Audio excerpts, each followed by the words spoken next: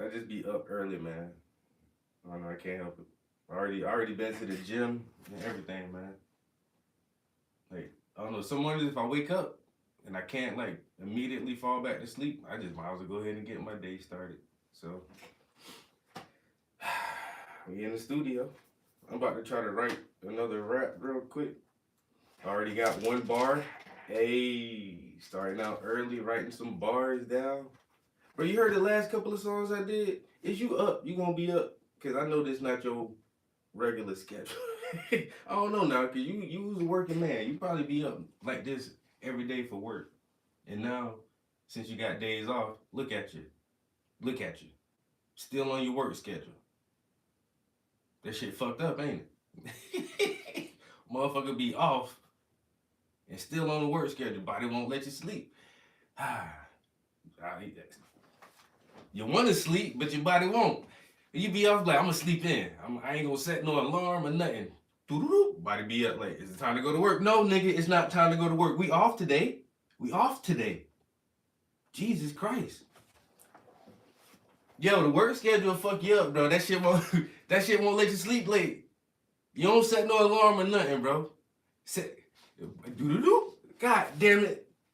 Motherfucker, bro. Let me just. Nope. Work schedule, nigga.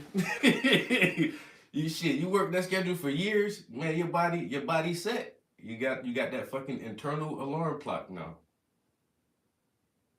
That shit be fucking me up. When I say I'm gonna sleep in 6:30, maybe if I can do that late sometimes, I'll be up before 7 o'clock. I can't do it. My body just won't do it. Even if I'm up all fucking night, my body still be like, it's time to get up. Like, no, nigga. No, nigga. Bro, I don't know if you heard the last song I did. I did a couple of songs, man. I've been writing real heavy lately, bro. I ain't even gonna lie, dog. And now, I ain't gonna lie. Hold on, let me do this. I want you to hear this one track I wrote, cause I really put some time into the bars. But I got these bars on my brain. Let me write these shits down real quick. Early in the morning, bitch beside me, pussy get devoured. About an hour, I hit the gym for about an hour. Devoured, then I hit the gym for about an hour. Beside me, pussy get devoured. Then I hit the gym for about an hour.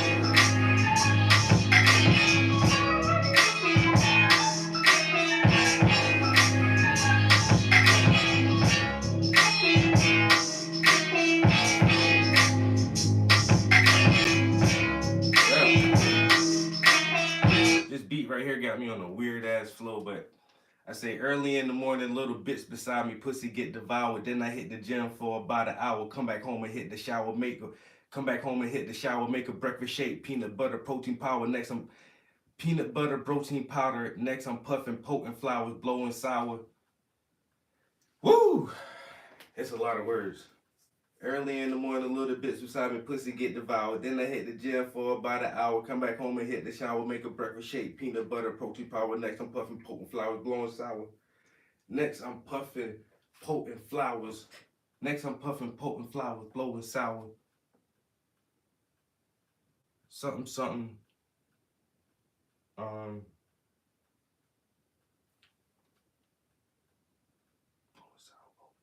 I had another bar. I can't. It'll come back to me. All right, I did want to get at least that much out. So we got 1, 2, 3, 4. Got roll a little 6 bars real quick. It's something. It might be nothing. It might be nothing, but it could be something. Might. I'm just saying, man. It might be. All right, so I'm working on this new album right here. This new project is called Dawn. What happened? I didn't even do that. I clicked on somebody else. Shit. This right here is called Dawn of Enlightenment. I'm gonna try to write like some conscious stuff on there. I don't know if you heard this track. They came before Columbus. Like that shit is dope. But I just wrote this right here called They Live. I did this one 2 days ago. Let's check this one out. Hold on. Let me make sure you know schmutz on my lens. I've been bumping this one hard lately.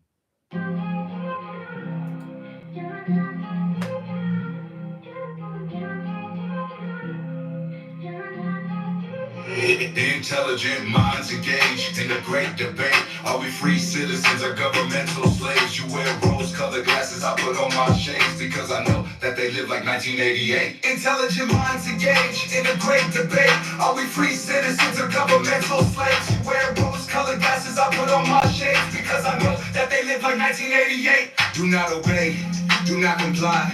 Do not believe the propaganda and the lies. Don't believe the hate they use to divide. Always resist when your life is on the line. Together we can climb, together we define our own destination and do it unified. They don't want us to rise. It's time to strategize, cause we see through their disguise. It's the seat that I despise, the secrets and the lies. Zelensky launching missiles, Putin shot them out the skies. Billions to Ukraine, Pentagon can't pass an audit, but somehow I'm the one the IRS is watching. Just because I'm conscious, I feel like I'm a target. I probably get canceled if I say that shit retarded. I'm tired of arguing the bullshit and the garbage. Let's agree to disagree and start to focus on the problems. Yeah. Intelligent minds engaged in the great debate. Are we free citizens or governmental slaves? You wear rose-colored glasses, I put on my shades because I know that they live like 1988. If you can relate, then you probably won't be phased, cause we study their tactics, how they manipulate using war and central banks. But I keep my grass cut low so I can see the snakes. Yeah. New regime change, do it now, don't delay. Vivid Ramaswamy, Tulsi Gabbard, RFK. If you watch and observe, you'll see that it's absurd. So I sit in deep thought and try to gather my words. All my pronouns, adjectives and verbs. I write like a poet and move like an insurgent. Rockin' a turban, the situation's urgent. Use your discernment, who's behind the curtain? Big brother is watching, the beast always lurking. Fahrenheit 451, that's for certain. It's a brave new world and you probably get murdered if you go against the grain and fight for a purpose. Intelligent minds engaged in the great debate. Are we free citizens or governmental slaves? You wear rose-colored glasses, I put on my shades because I know that they live like 1988. When the war comes for you, what you gonna do? Where you gonna sleep? Where you gonna buy your food? Who you gonna kill? Tell me who you gonna shoot to protect your family when they trying to loot. When the troops come with boots and start aiming at you, and they try to beat you down till you black and blue. But you built like a brick, so you're hard to bruise. When your life's on the line, it ain't hard to choose. It ain't hardly new.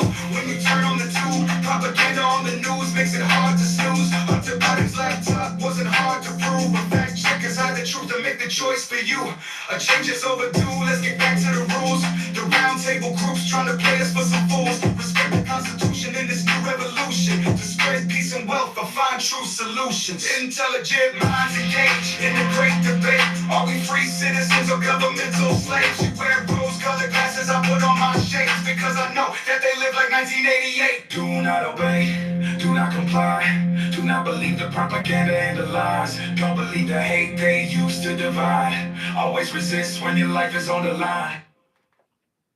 Ooh, are we free citizens or governmental slaves? Hey man, you know, intelligent minds engaged in the great debate. Are we free citizens or governmental slaves?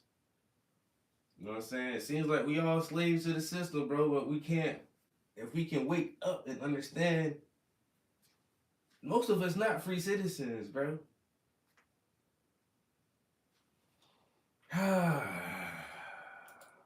It's sad to say the least. But then I got this part. Hold on.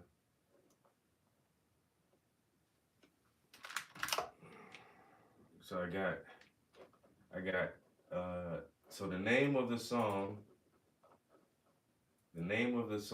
is They Live. So if you go back to the movie They Live from 1988, you have Do Not Obey, and you wear rose-colored glasses. I put on my shades, and you can see him putting on and off the shades in that movie, because the shades allow him to see the truth. So when you go back to the lyrics, it says, once again, you wear rose-colored glasses. I put on my shades because I know that they live like 1988. They live 1988.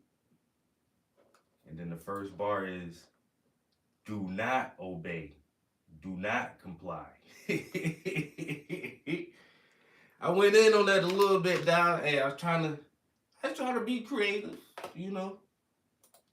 I was trying to, yo, Lou, what it do, bro? Oh, you never saw it? Bro, you gotta see it. You gotta watch it. Yeah. It's old. It's an old movie, and it's kind of corny now. But you gotta watch it, man. They live, bro. The world is not what we think it is, and they have us all brainwashed so we can't see reality for what it is. We can't see the truth. And we all go through our days just like, ha, ha, ha, ha, ha, ha, ha. And then one day, somebody give you real eyes so you can realize real lies. And they say, here, put these on. And then you get a set of real eyes for the first time. You're like, oh shit. Oh shit, what the fuck? And then you can when you open your eyes to the real world, and that's all the movie is saying is like, we're controlled by a very small elitist group of people. And they control everything. It's hard to see who they are though. But if you can train yourself and you have the right set of eyes to look at the world, you'll be able to see all that shit. You'll see all the corruption. You'll see all the manipulation. You'll see all the propaganda, all the media tactics, all the brainwashing tactics. You'll see all the discrepancies in the judicial system. Like, if you're smart enough, like, and you have good eyes, you'll be able to see. And that's all that movie is saying, bro. It's like, wake the fuck up, open your eyes, bro. Here, you need help, put these shades on. And that shit was wild, yo. It's a crazy movie. I said, it's 88, man. I was fucking 7 years old when that came out. Like I said, probably corny as hell now, but it gave me a song. That song came out pretty good.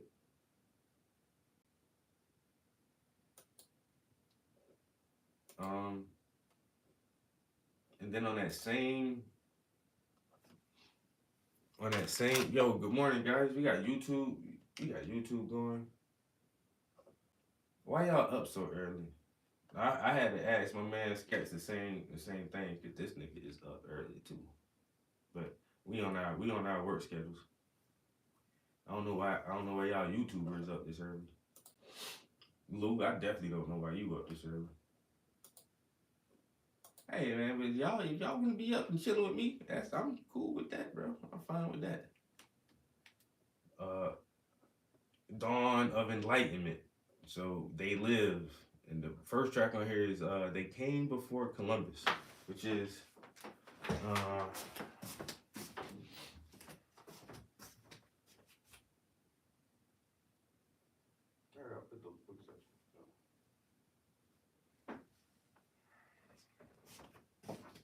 yeah, so They Came Before Columbus. Was written by Ivan von Sertimer, and I have this book, When Rocks Cry Out. It was written by Horace Butler. So I make references to these. What is that under there? I make references to these books and these authors. Of course, the title track, They Came Before Columbus, is a direct shout out to the book. The OG researcher, von Sertimer. Yo, I just read this crazy ass book. It talks about the Egyptian culture possibly having its origins in the Americas. Hot bullshit right there. Versatile said they came before Columbus. You never heard it cause the history has been corrupted. Horace Butler said to listen. When rocks cry out, that's the truth to the youth and it won't die out. Versatile said they came before Columbus. You never heard it cause the history has been corrupted. Horace Butler said to listen. When rocks cry out, that's the truth to the youth and it won't die out. How now, brown cow, let the powwow begin. Yes, I absolutely understand the power of the pen. $5 Indians really think they blending in, but I'm so indigenous with my copper-colored skin. My melanin resembles cinnamon. He's a god and I'm his twin. He is me and I am him. 9 ether light beings, Asiatic black man, lower than the Clovis layer. There's a myriad of evidence from the period. Mississippi was the Nile and the mounds were the pyramids on Turtle Island. It's amazing what the Nietzsche did. They built the Sage Wall way before the Younger Dryas. Kincaid explored the Grand Canyon, found the goddess Isis. They try to keep the blinders right where your eyes is. Knowledge is power, this information is priceless. Versatile said they came before Columbus. You never heard it cause the history has been corrupted. Horace Butler said to listen. When rocks cry out, that's the truth to the youth and it won't die out. The wisdom of the ancients kept by the sages, witches and the shamans, the mystics and the mages. Mansa Musa was the richest man in his day, and he gave out gold like candy on Broadway. During the trip to Egypt, he spoke about the legend of his great kingdom and his predecessor, a great man who did things they couldn't measure. He wanted to explore and find greater treasures. Abu Bakari, the famed Lion King of Mali, took a fleet of ships and they sailed off promptly. A crew with no fear and provisions for a year. He said it loud and clear, don't look back in the rear. This is an adventure, an excursion, a journey. But a ship came back and upon its returning, they said a huge storm was brewing in the distance. The others kept going, but we bailed on the mission. Many years later, Columbus said that he witnessed a village that looked like Mali when he landed on the east. Versatile said they came before Columbus. You never heard it cause the history has been corrupted. Horace Butler said to listen. When rocks cry out, that's the truth to the youth and it won't die out. But I'm so indigenous with my copper-colored skin. My melanin resembles cinnamon. He's a god and I'm his twin. He is me and I am him. 9 ether light beings, Asiatic black man. Oh boy, yes, I've been going extra hard with the pen lately. 9 ether light beings, Asiatic black man. He's a god and I'm his twin. He is me and I am him.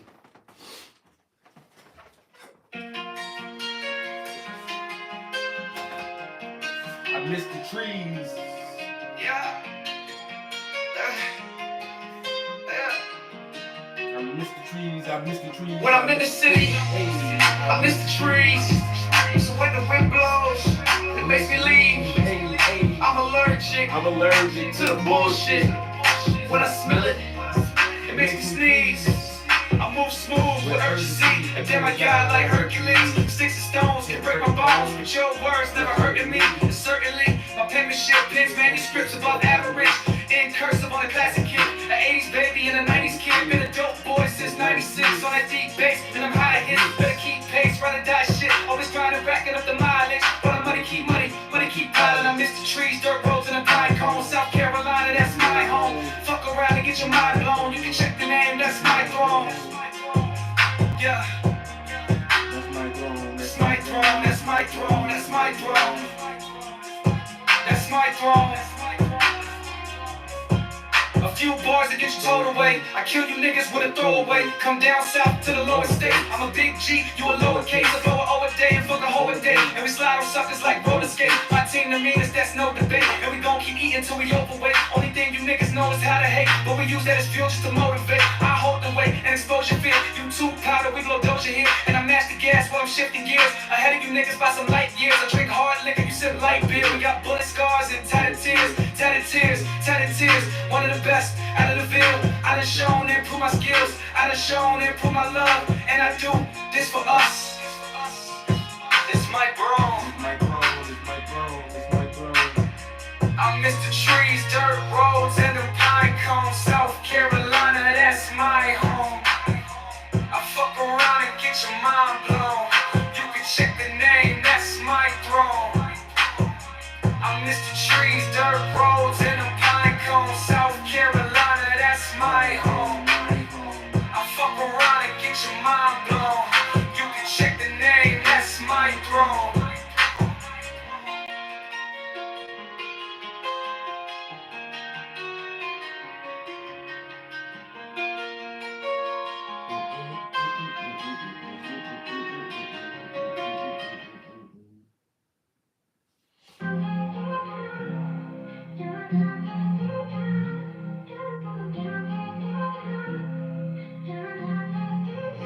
Intelligent minds engaged in a great debate. Are we free citizens or governmental slaves? You wear rose-colored glasses, I put on my shades because I know that they live like 1988. Intelligent minds engaged in a great debate. Are we free citizens or governmental slaves? You wear rose-colored glasses, I put on my shades because I know that they live like 1988. Do not obey, do not comply.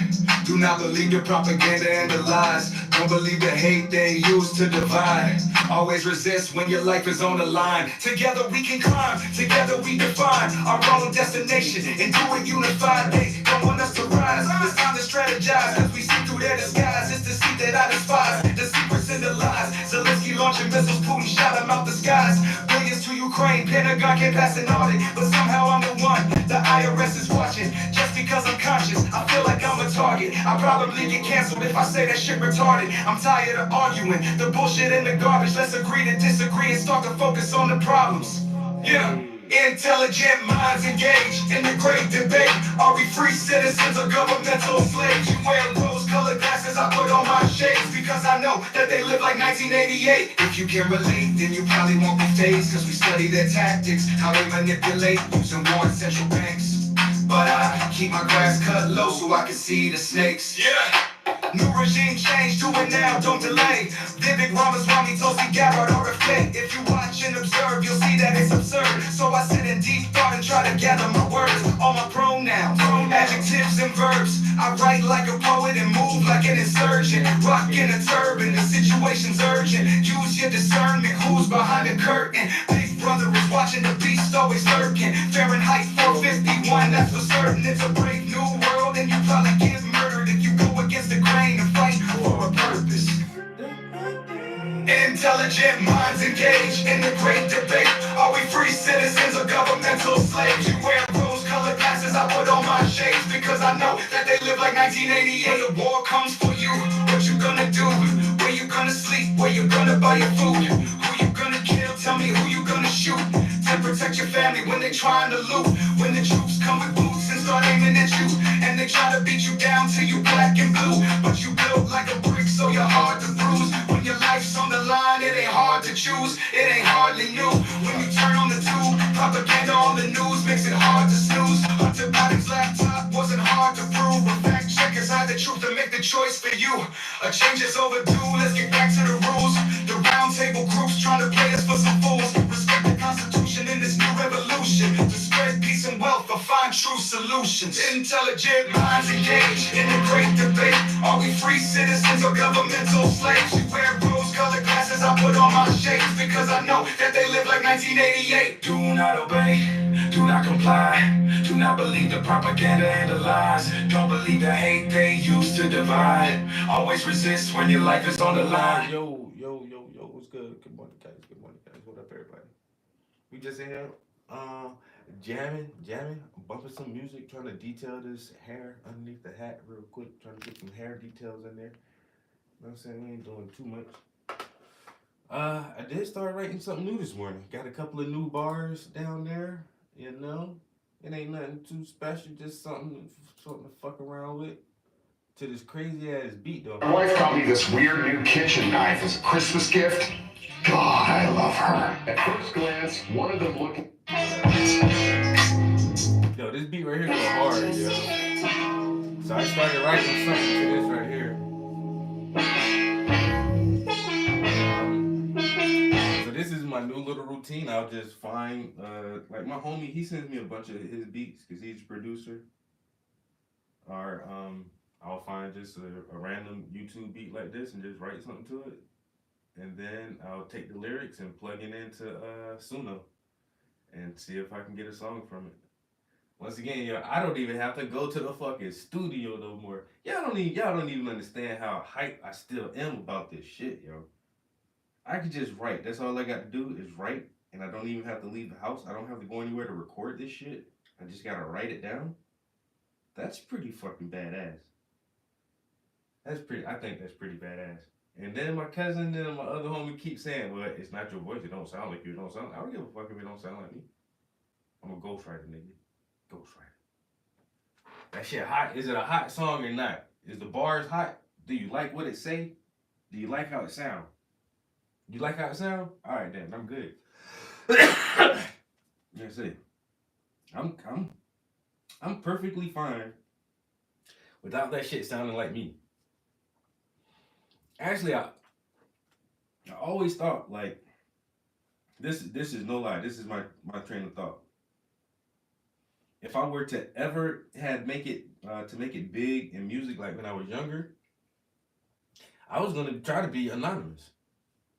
I was gonna try to do like a MF Doom type shit or a Gorillaz type shit or a Daft Punk type shit. Do you know what the Gorillaz look like? No, not really. You gotta go to their concerts. You know, they show themselves more often now. But like early on in their career, man, motherfuckers ain't know who the Gorillaz was or what the fuck they looked like. They always used cartoons and animated shit for their videos. And then when they had concerts, they would wear masks and shit. Same thing with MF Doom. MF Doom always wears fucking masks. He started that kind of late, so there's a good bit of footage and pictures of him pre-mask. But like, if you ain't know him from them days, you ain't know what that motherfucker looked like. And Daft Punk, they just never showed their fucking face.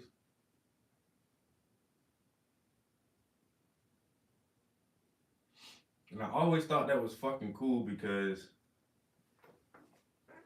if these motherfuckers want to go grocery shopping or go to the mall and buy a sweater, they can do that. You know, with no fucking problem. All the fans aren't rushing them. They don't have to have like tons of security around them all the time, and they can kind of live more or less a normal fucking existence, bro.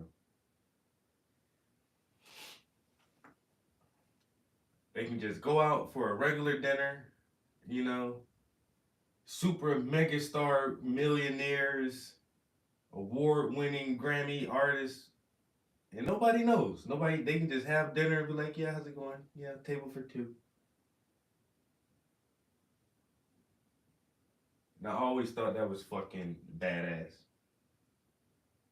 Or you can have the Jay-Z, Beyonce existence where you have to stay on your little private island or in your little gated community. And anytime you go anywhere to do anything, just to drop the kids off at school, the fucking paparazzi is on your ass, bro. You got down, you jog to your mailbox, the paparazzi on you. Beyonce, I can't believe you. Oh my god, bro. I don't, like I say, I always wanted to like be popular with music and have, a lot of people listen and like my music. I don't think I really ever wanted the fame from that shit, I wouldn't mind the fame from my art. I'll show my face as a painter.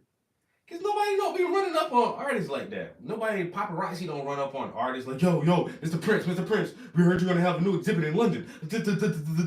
See, nobody give a fuck about that shit like that. Yeah, right. If I ever become famous for my paintings, y'all need to see my face. I am the person who painted that. My music is kind of different. I don't give a fuck if people know it's me or not, honestly. I really couldn't care. Do you like the song? Hey, that's good, man. That's all. I just want people to like the song, man. I don't need y'all to know who I am, honestly.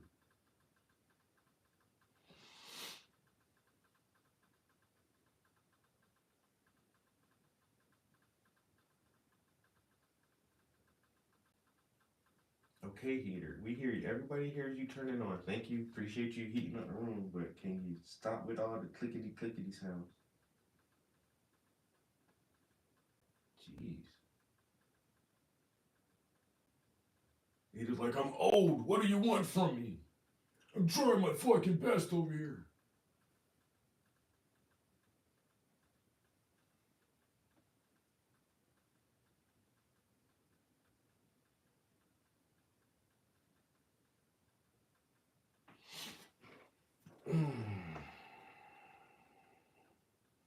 Yeah, this hair is gonna take a while.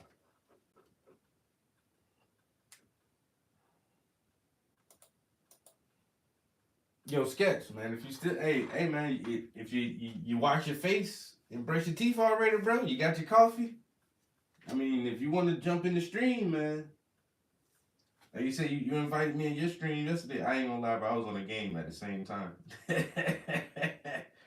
I was gaming like a motherfucker last night, but I was definitely checking out. Hey, man, they said that's a lot of green in that background. Like. He's like, I'm so tired of this fucking green nigga. Big ass green leaves. That shit look good though. That shit look, hey, that shit looking fire. That shit looking fire, bro. Looking a little bit like your boy Kehinde Wiley. I don't know. Just those backgrounds like that really. I like those kind of backgrounds. Those leaves, man, detailed as hell, bro. That shit look good, man.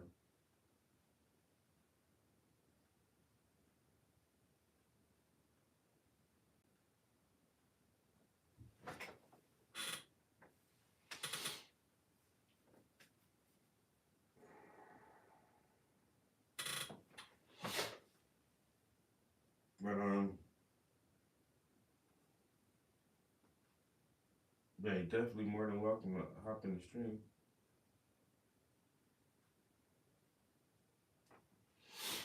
You know what I'm saying? Intelligent minds engage in great debates, man. You know, that's all we here for the people.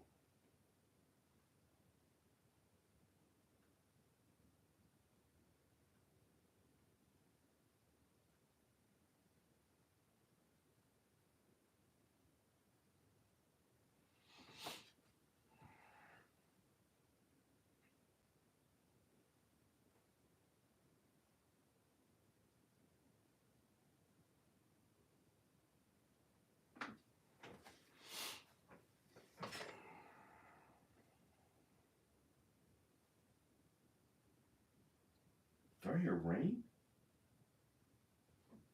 Oh, might not. I might be hearing shit for real though. Thought I heard rain.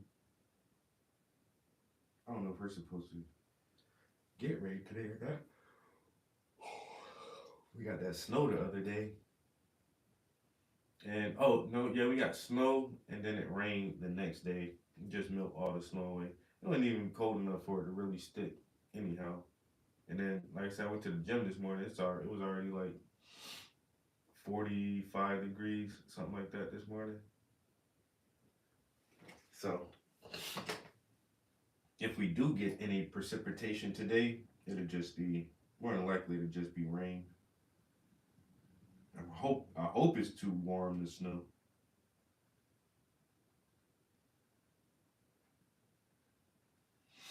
I hope it's too warm to snow.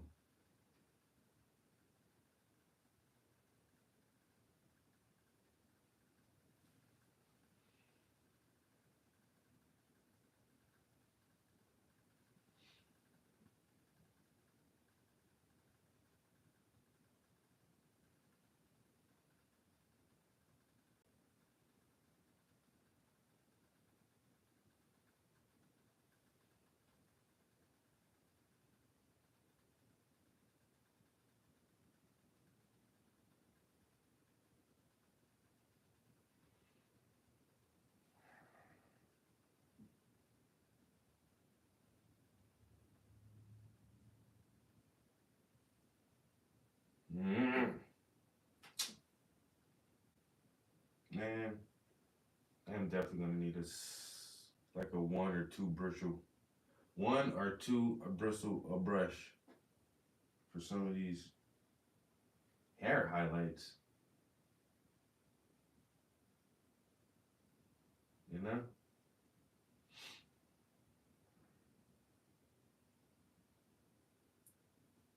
Hmm.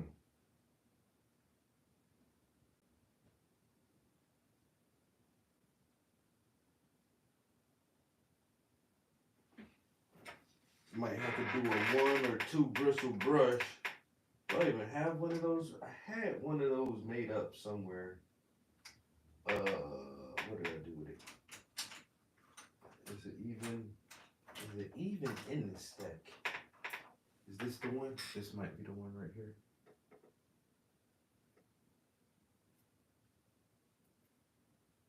I might have to shave this down even more than what it is.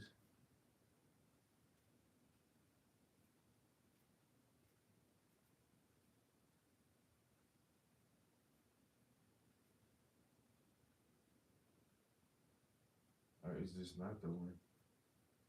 I don't know.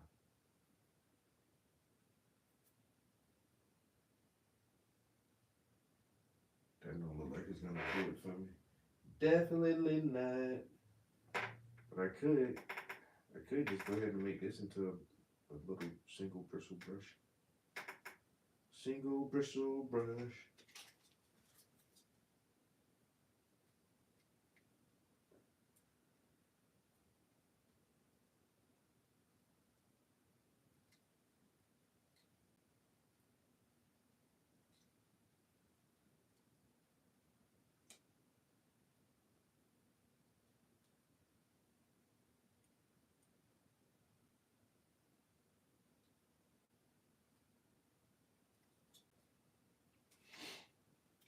Alright, it's gonna look something like that, probably. Just keep a little few little bristles on it.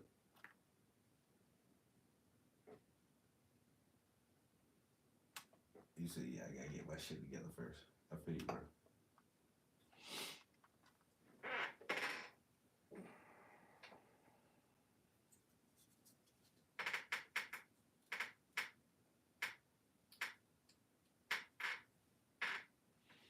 Alright, so if you trim this down enough,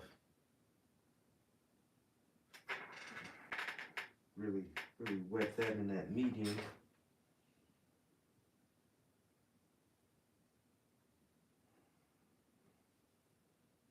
I already had another little brush I made like this. I don't know what the fuck I did with it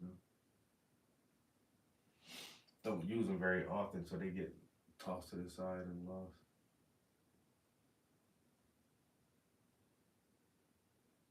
And when you need very fine lines, you're gonna have to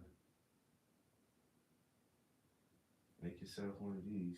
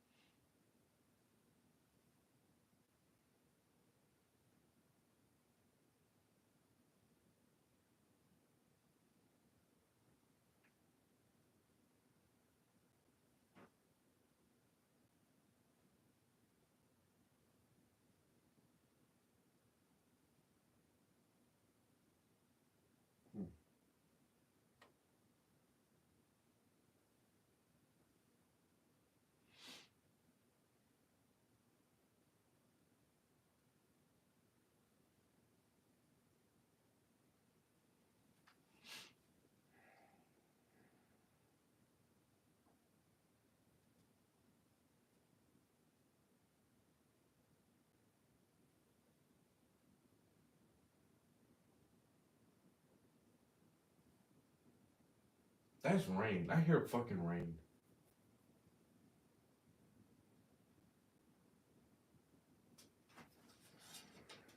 I'm not bugging, bro. I know I'm hearing something.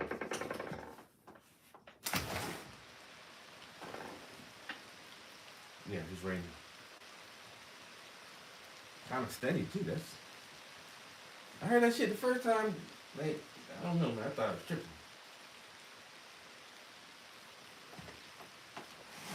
But I went to the. Like I said, I went to the gym this morning. It was dry as hell, 40 something degrees. It's not even. It don't even feel bad outside.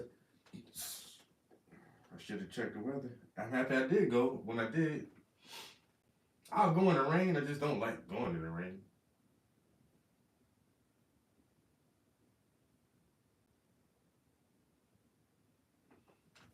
I don't like going when it's nasty out, either raining or snowing or whatever.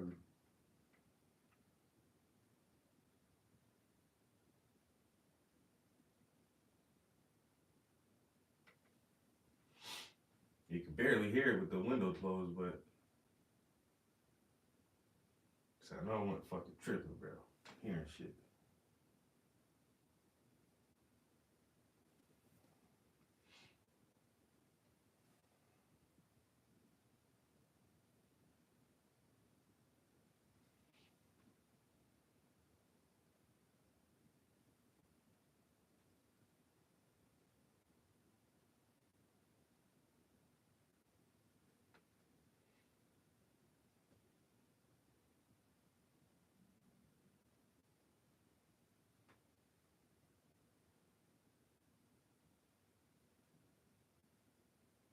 Scooby Dooby Doo, where are you? We got some work to do now.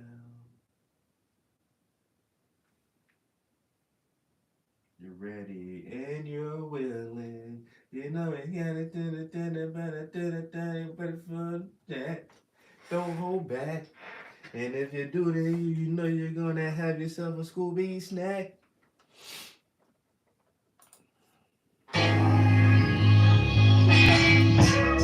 Yo, Windy City, good morning. Off work, and half an hour day. That's it. I hope you have a good work day. I hope you have a good work day.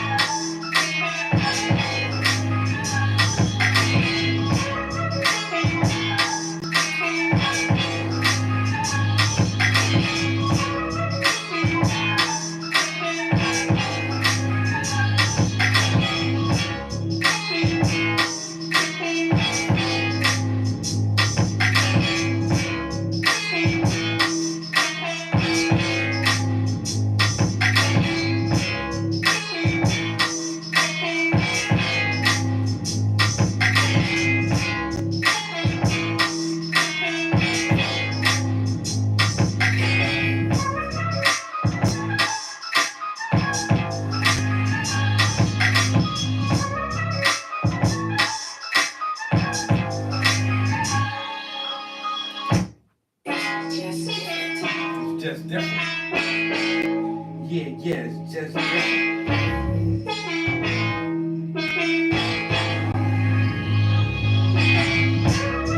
I'm in the city, I really miss that freeze. When the wind blows, when I leave, when I smell the bullshit, every make me sneeze. Yeah, yeah. When I'm in the city, I really miss that freeze. When the wind blows, oh yeah, when I smell it, make me sneeze.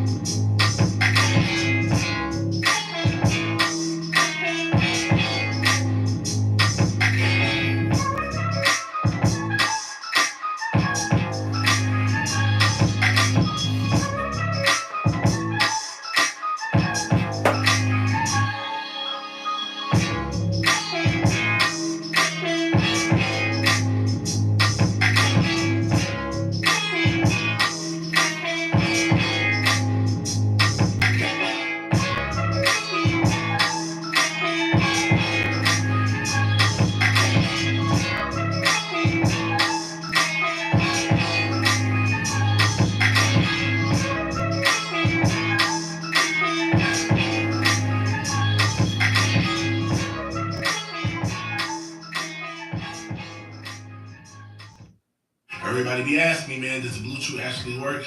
Bro, you get a month for free. It's free.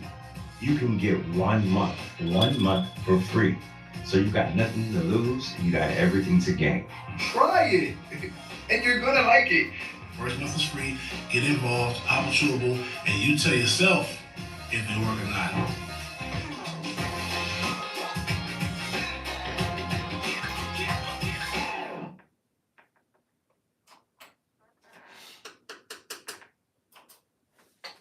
Do you have erectile dysfunction?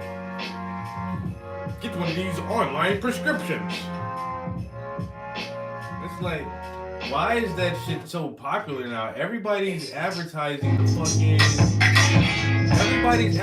these Blue Chew things. And some of these guys look hella fucking young, bro. Some of these guys look too young to need some dick pills. I don't understand that shit, bro. Like you look at some of the Blue Chew commercials, man. Them guys look like young men. Why is y'all even popping dick pills? Like, what the fuck? What's wrong with you guys?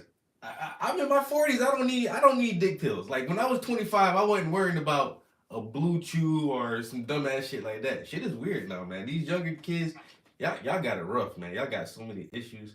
What Everything. can I say? Some of us are fortunate enough to take care of ourselves. You know.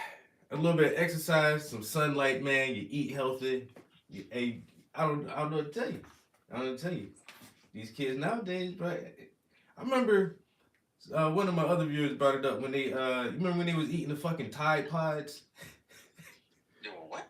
Kids were eating Tide Pods. You don't remember that? Bro, it's Okay, so what are Tide Pods? so Tide Pods is like it's a little laundry pod that you put in your fucking in the washing machine or your dishwasher. It was for the washing machine or the dishwasher, one of them. It's like Tide with bleach, but it was a little pod thing, and like kids were eating them shits to get high. And That's crazy. Walmart had to fucking put the Tide Pods behind lock and key, and you had to ask like customer service to unlock the cage for you to get your laundry detergent or some shit. I said, I don't know, man. Like I say, what? It was the Tide Pod kids, all y'all motherfuckers who was eating that shit, thinking it was getting y'all high. Now y'all need Blue Chews and shit, nigga. now y'all need the Blue Chews. Yo, I swear these people are weird, man. Anyway, bro, how you doing this morning? Man, I'm doing all right, man. So far, so good. Got my breakfast, brushed my teeth. Thanks for letting me know. Yeah, man. You know, simple, the simple things, man. Keep us going, bro. Simple shit, keep us going, man. Yeah, just had a cup of tea, and yeah, I'm just gonna get back into it. I'm definitely gonna be working on the headdress today. Oh, I see you already started. Oh, yeah, bro. Yeah, I'm gonna start on a headdress. Yeah, I think that should give me a good amount of work for this morning. Should be alright. Nah, that shit look good as hell, bro.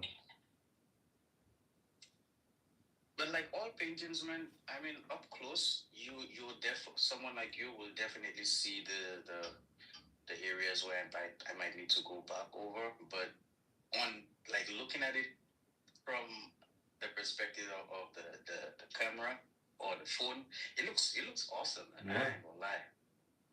Yeah. That looks crazy. How many hours you got in it so far? That's something I haven't been tracking that often, but it looked like I would say like 6 hours for the past 3 days. Yeah. Well, 6 hours for the past 3 days. So I would say a full 3 days. Yeah. 2 days. Cool. Yeah, that ain't bad, man. Yeah. I'm trying to lock in on it too. Because I've had this idea. You know how long I've had this idea for, so Mm-hmm. I'm finally getting into it. All right. Yes, sir. That's what's up, man. You rolling at a good clip on that one, like you say. Start working on that headdress. Yeah, you'll make some good leeway today. It's early. It's 6 o'clock too. Shit. Yeah, I got an appointment today though at the dermatologist, so I got it at 11:50. Okay. So I should be off the line by maybe 8:30, thereabout 9:30. Yeah, that's why I started early too. I got like a little errand I need to do today, so I just figured go ahead and get as many hours in before as I can. Yeah. Mhm.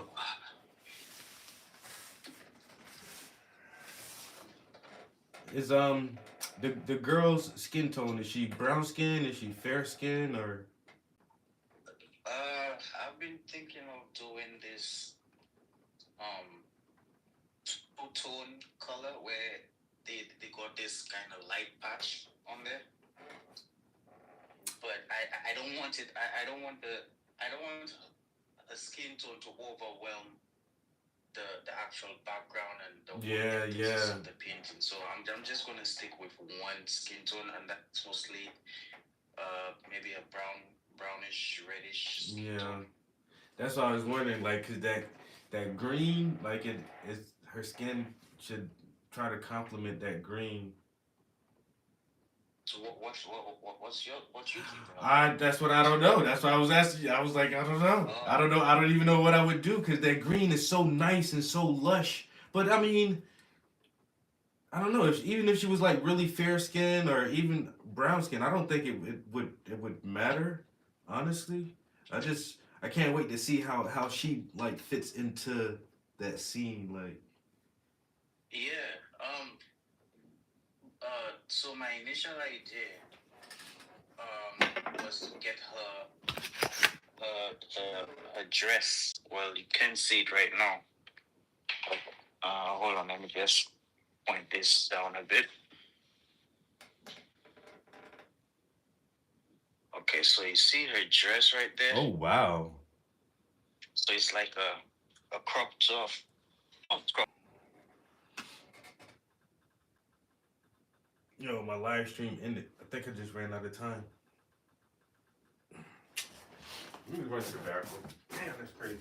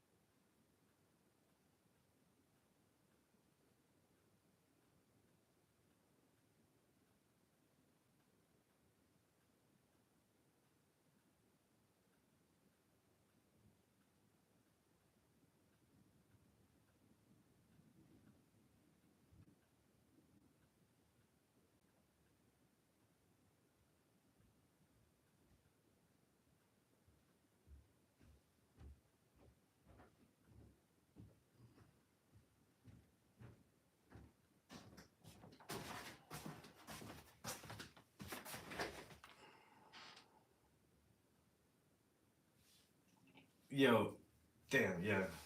Sketch, you back in here, bro? Probably not. Yeah, I don't know. Our hour ran out. I hate that shit. And then it gives us that countdown, that little countdown counter, but I wasn't even paying that shit no attention. I look up and the motherfucking screen and went black. Like, god damn it. All right, we back. Yeah, her that blouse. I like the ruffles or the frills on it. That That's ruffles. gonna be my favorite part. Yeah. doing it too. Yeah, the ruffles are gonna be nice, bro. Yeah. So the whole painting in itself, there are so many elements to it that would kind of catch the eye, which is kind of what I'm looking for. But I don't want it to overwhelm one or the other. So I'm trying to focus on more of the greenery, which I think I've achieved with the depth. But everything else kind of gonna complement the background, to be honest. Yeah, because that green is very, very eye catching. But like you said, you got her centered right in the middle, and the head wrap and that dress. Like you say, she's gonna command the painting, but that background is very bold and eye catching. I like it. Yeah, appreciate it. Thank you. just sit back.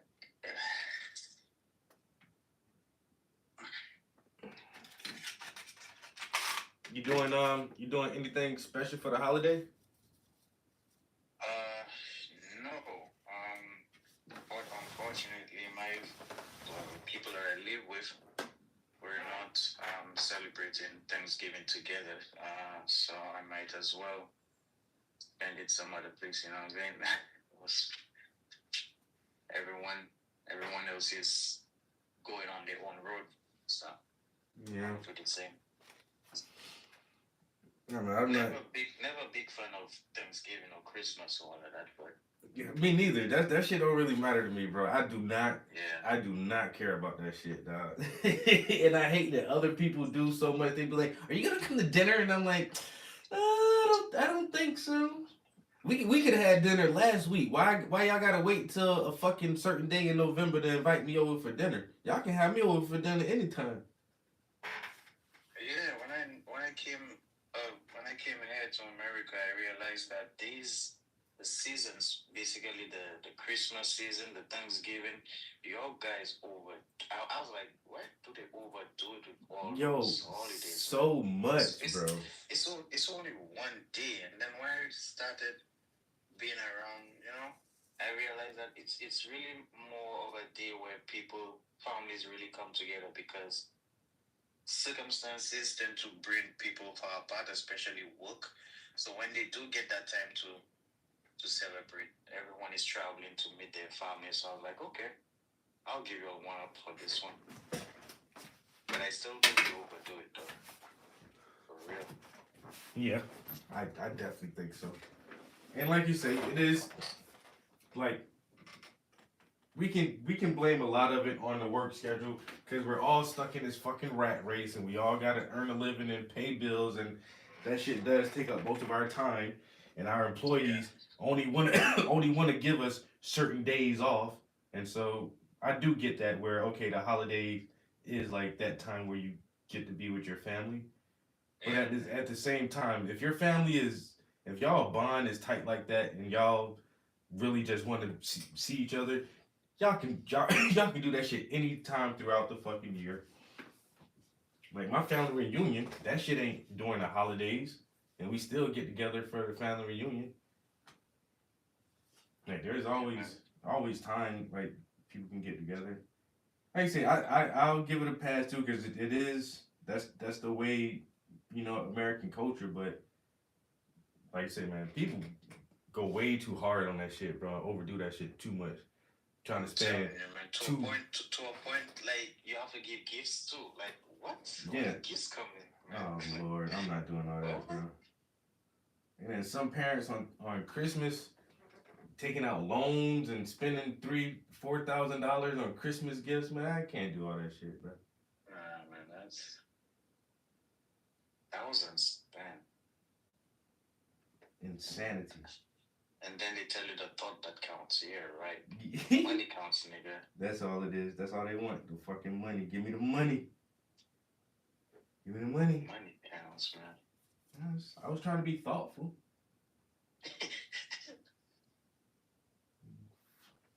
Fuck your thoughts. I want the money.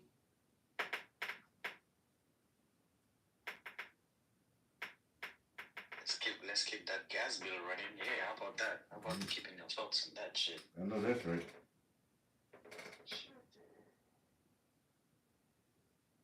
Well, I'm happy my son, like, he's not even big on that shit either. Yeah. When we hang out, and we go out to eat, and I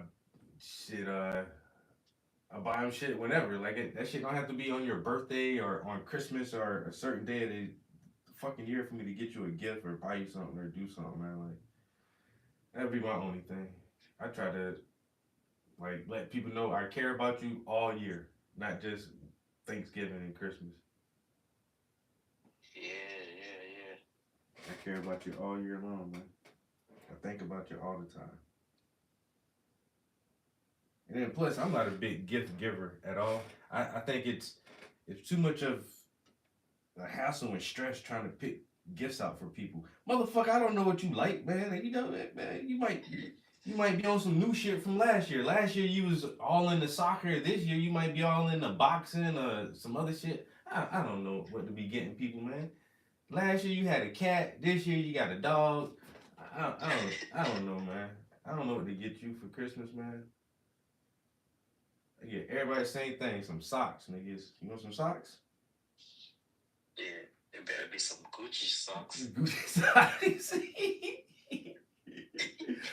Hanes, man. Them Hanes, them shits withstand the wash and drying, man. The Hanes, you had them shits for years to come, bro. I ain't gonna lie, man. Hanes quality has dropped lately, man. Yo, you ain't know, bro. stretchy. I swear to God. 2 washes and shit. I swear to God, bro. I just threw out a whole handful of underwear because the bottom half is ripping away from the elastic, like the elastic band is ripping off. I'm like, it's ripping away from the yeah, like you said, the sides, quality. right? This Yeah. not the underwear I used to wear when I was a kid. Like, what the fuck is going on with this shit? Had these shits for like 6 months. You trying to throw them away already? What the fuck? Nowadays, man, spandex is what I go for, man. Like half spandex, half cotton. You know, so I know it. That shit. Mhm. If it's gonna stretch, it might as well stretch to my comfort. Yeah. Yeah, them shit's getting popular now too. Like you said, that spandex blend. But I definitely noticed that shit too with underwear. Like the quality of every fucking product, bro. Quality is just bullshit right now. It's just like, god damn. You can't keep shit for a couple years now. Shit, they spent a couple of years over here, nigga. Shit. You know. I'm gonna make this shit stay. A couple of years. And I think that's how companies. I think that is a part of their model now, is to make things less durable and not to last as long, just so we can have to buy that shit more often, man. Like That's sad, right? our product I mean, is. it comes with the idea of cost, right? Cost overrun. So, and the sad truth is, it trickles down to even our food too, which is the sad part. You know, they literally poison ourselves just so that we could save extra. A little dollar here and there. Yep.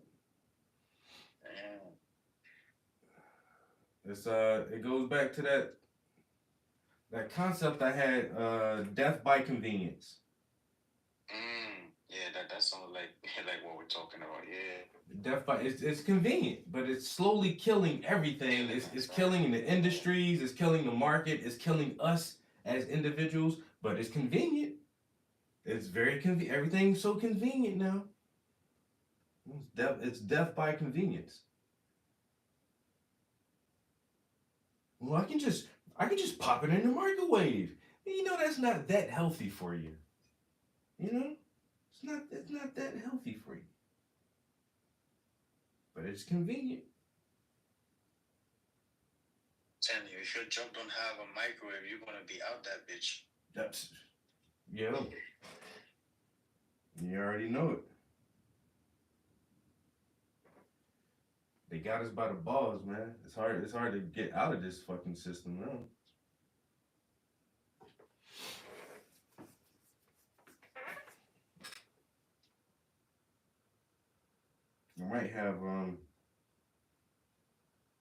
I might put myself in the Whisper series coming up. I was supposed to do a photo shoot either Wednesday or Thursday, and the model was gonna find another model for the Whisper. Wait, so I thought you were the one who took your photos. I do. What you mean by the model? You said the model is gonna pick what? Well, I asked this one girl to be in the Whisper series, and I just told her to find somebody else that she wouldn't mind modeling with, so I don't have to search for the second person. Oh, okay. And I was just gonna photograph them too, but she was like, "Oh, my friend is busy, and they won't be able to do it." And I'm like, "Damn it!" So I was like, so they was like, "Why don't you just do it with me?" And I'm like, no. I was really trying to keep myself out of the Whisper series, honestly. But I don't So know. this one will be the first one you're actually in, right? Yeah, with In the Whisper series. the Whisper, yeah. So I I might. mean, it will give a nice touch to your series where you yourself could be in your series. I mean, you don't have to be in every one of them, but it will kind of be like your trademark. You know what I'm saying? Yeah, yeah. I was really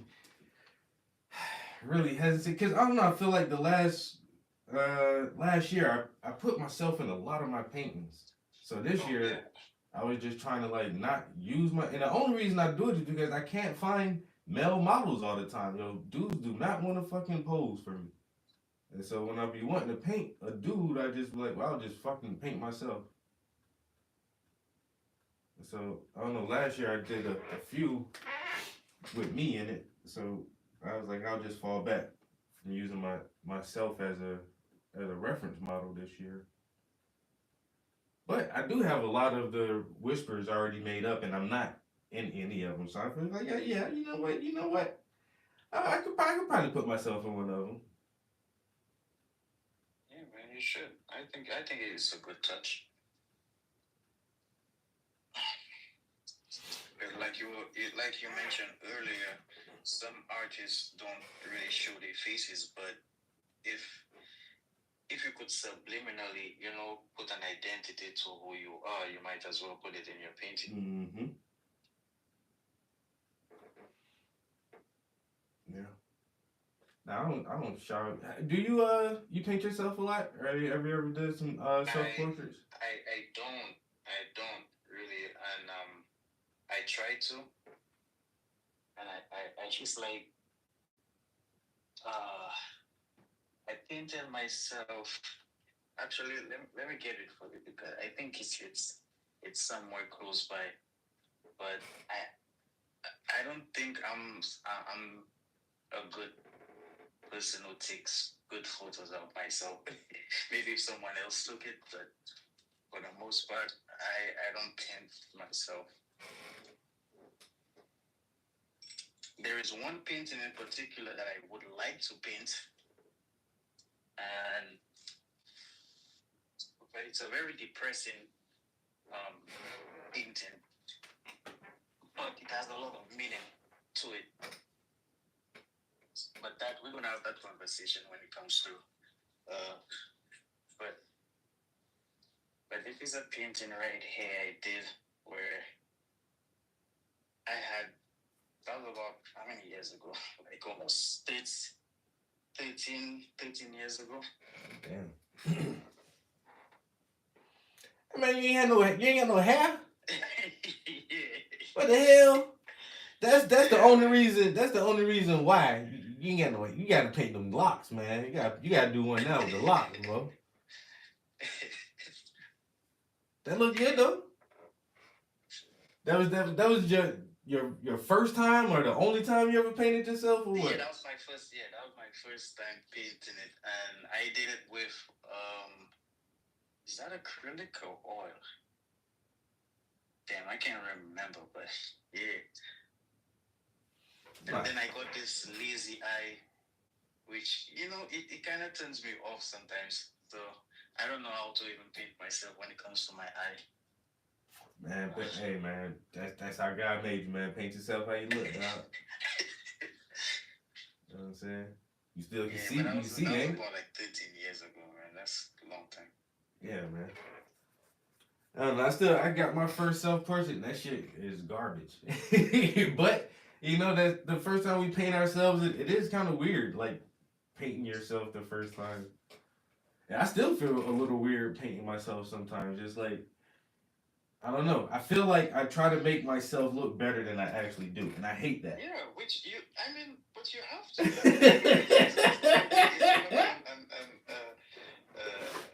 A window to exactly who you are. So if you have the wrong impression, or if you give yourself the wrong impression, people are going to follow what you're doing.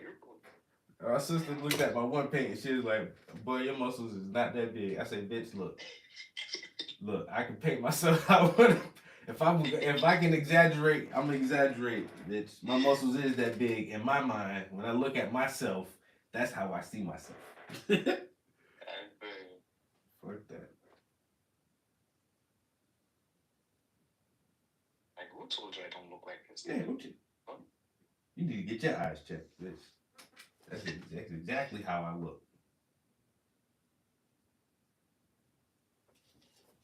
I think if I do that photo shoot this week, I should definitely be good like through the winter time.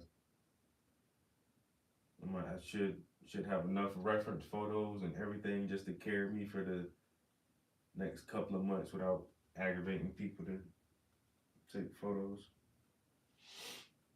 Especially in the winter time, man, people are not gonna come out. No, exactly. And we already got our first snow too, and they say, man, motherfuckers start hibernating now. It's too cold. It's too cold. Trust me, I feel the same way. I don't be wanting to go out and do shit either. Let me get all the pictures I can right now. And stay my ass in the house for the next couple months, cause in January, February, I'm trying to pop out with a couple new pieces. And then your Whisper series should be done, right? Yeah, that's what I want to. I'm definitely gonna focus on the Whisper, for the next couple months. And I got some new stuff that I'm gonna add back to the start adding back to the reader series. But I want to. Oh yeah, finally, man, you're back to the reading. Yeah, but I want to do younger people, man. I gotta get younger people in there, and so now like kindergarten storybook type of thing. No, just like teenagers. Okay. You know what? I wouldn't mind having more, like even elementary age kids, like 9 and 10 years old, or I took 2. Right now I have with like college age kids, so just younger people. Just focus on younger people reading too, and trying to keep them engaged with literature and books and stuff. Yeah. But I was like thinking, like, which book is there that gives us a really good perspective when it comes to children, like really small children? I think I haven't come across any book like that though. You know what? Yeah, I mean, kids books are always kiddie. You know, they don't. I don't know. It's hard to put like deep messages. Because I've seen like Daddy's Little Girl, Big Boy Growing Up. You know, I haven't seen like any type of Martin Luther type of revolutionary type shit book. Yeah, not for the kids. Yeah. Yeah. But it would be nice though. It would be a good perspective if they do. Oh, definitely. Well, the one guy who I mentioned in that song, Horace Butler, he wanted to take his book, When Rocks Cry Out, and try to make that into a kid's version. And there's a lot of information in there. And I think, like you say, like we should have more of that, where a kid's version of the Black Panther story, or a kid's version of, Dr. King's story. Yeah, I mean Disney do it. You know, they do it a lot. They tend to take the real shit and then just put some big eyes to it, and hey, we got a kid story. Yeah. Yep. They do that shit a lot, man.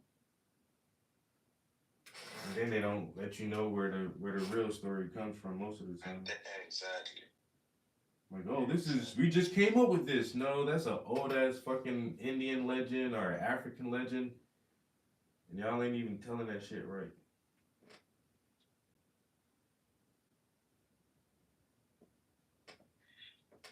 See, that's their story. That's not his story.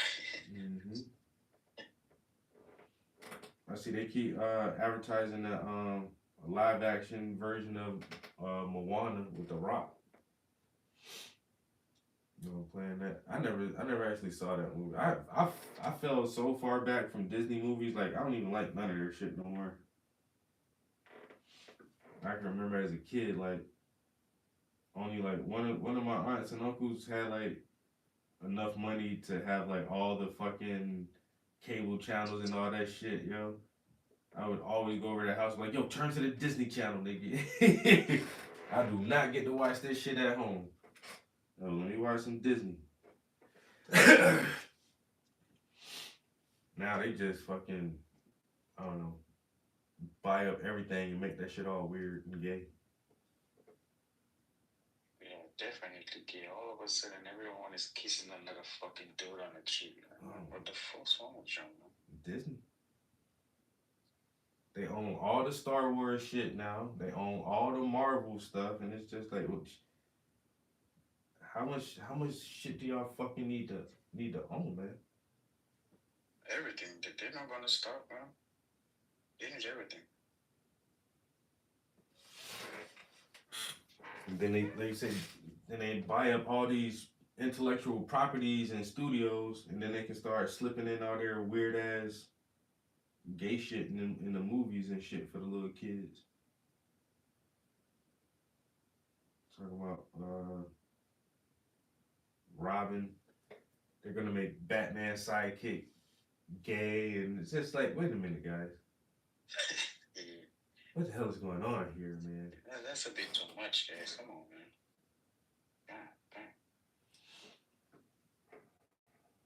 You know, I mean, China. Is it China or Japan? One, it might be China. It's a little bit extreme, but I kind of get it, man. They say, yo, you can't show homosexuality on their TV anymore. Like, the problem is like, gay is such a big problem over there. It is like, look, y'all can't promote this shit anymore. You know, don't show that shit in our advertisements or on TV shows. You can't show gay couples. I was like, damn, that's crazy. Yeah, they've been like that for a minute too. That's wild.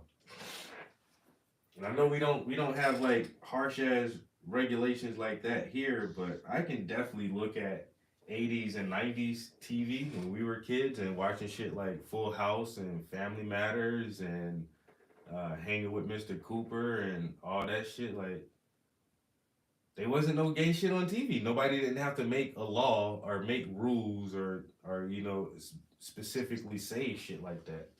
But now that shit is just every fucking where. Every damn show you watch. Like, even like the Olympics was like the pinnacle for that shit. Like, what the fuck is going on here, man, bro? dude. Oh my gosh, the opening, right? You're talking about the Yeah, opening the opening ceremony with the people at the table looking like the Last Supper. I'm like, what the fuck is this? I was so confused. When I saw that, I was like, yep, we it's about to be over now. It's about to be over now. And everybody else like, it wasn't that bad. It's like, no, they're making I am non-religious. I call myself an atheist. I really have not been convinced. I'm just not convinced. But I do have enough respect for everybody's religion. You respect people's religion. And as soon as I saw that, I'm like, are you mocking the Last Supper? Like, why would you even do that? Like, and I'm all for freedom of speech too. But that one was just like, I don't know. That seems a bit much. Seems a bit much. I don't know who choreographed this thing or who actually accepted to be on national TV, knowing that it's going to be worldwide. So they had an agenda to even begin with. You know what I'm saying? So it's like, yep, we're going to do it our way and we don't care what anybody else has to say. No. This is the Olympics. This should be a joint venture. You know, this is not just you. It's a celebration of the world, of all of the world's athletes, not just some gay, trans, LGBT movement. But then, like, that's, like you said, that was one of my first thoughts too, is like, okay, who is the person or group of people who choreographed this? And once they had their idea, they had to pitch it to somebody else. And whoever they pitched it to, and they were like, yeah, this is great. Has to go to Congress or, you know. Yeah, they're like, yeah, this is a good idea. Like, no, like you said, I want to know who are all the group of people who was involved in saying, yeah, this should be on TV. All y'all motherfuckers crazy. Every last one of them. Oh yeah, this is awesome. This for the grand opening. Yeah. Like, I don't know. I couldn't have been in that room with any of those people and agree with that shit. I would have been the outlier. Like, I don't think this is a good look for the Olympics, bitch. For our country, France, or for anybody. I don't think this is a good fucking look. Nah, they ran with that shit anyway. Definitely did. Shit. It's changed so much just in our lifetime, bro. It's changed so much. Yeah, man. I remember watching the Olympics, little boy, and I remember the Beijing. Was it the Beijing or the China? One of them. That shit was spectacular, man. That shit was fireworks all over. The choreograph was almost executed perfectly. With the drums and all, they had the big drums in that one. Yeah, with Yeah. all the drums and lights and shit. I remember that one. I mean, we're in a new century. We could go with some drones in the air and do some kind of tricks and shit. Y'all don't have to be doing all of that dumb shit.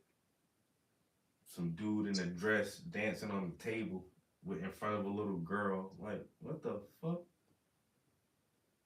Provoking other people's religion. You know what I'm saying? Mm-hmm. It's crazy, man. I didn't watch it, man. As soon as I saw that shit, I was like, yeah, I'm taking that shit off. Yeah, I didn't watch any of the Olympics at all. I'm not a big sports guy to start with, but for obvious reasons, the ladies gymnastics is probably like my favorite thing to watch.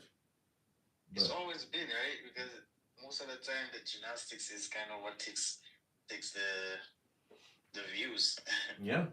A lot of people take the views, and it's exciting. I definitely watch it where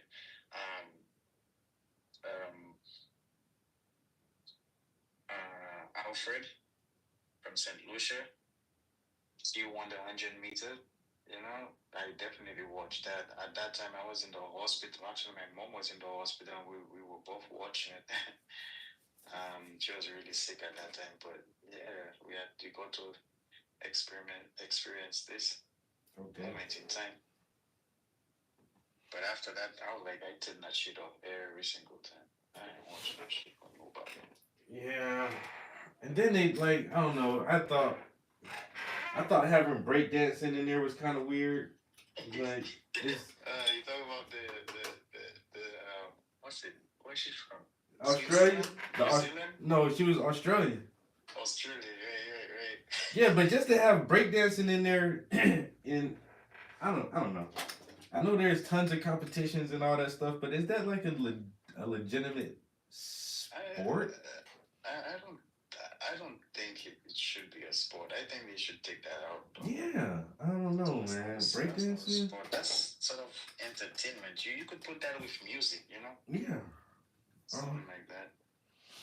So in that case, if you have breakdancing in there, then is ballroom dancing an Olympic sport? Is like like square dancing? Even ballroom dancing has its own event and all of that shit. That shit is big too. Yeah, like, so would that be in the Olympics now? It's just like y'all just opened the door for shit that ain't even really sports, like. And once again, I love fucking breakdancing. That's hip hop, nigga. That's some of the core elements of hip hop. But is it a sport? I don't know. They convinced somebody.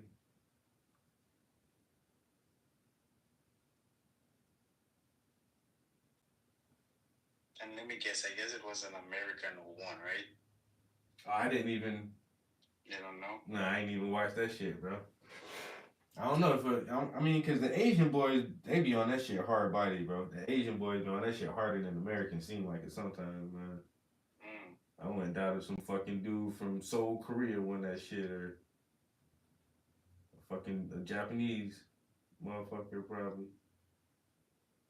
Motherfucker pop, lock, and drop. I agree say, bro. Hey, the Japanese boy be popping and locking that shit like nobody else, dog.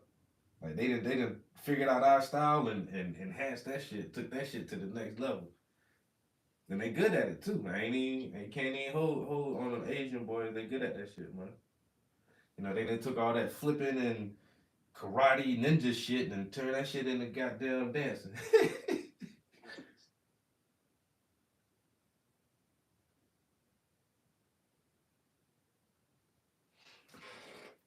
viewers in the stream, we are not ignoring you. I swear to God, I promise we not ignoring you.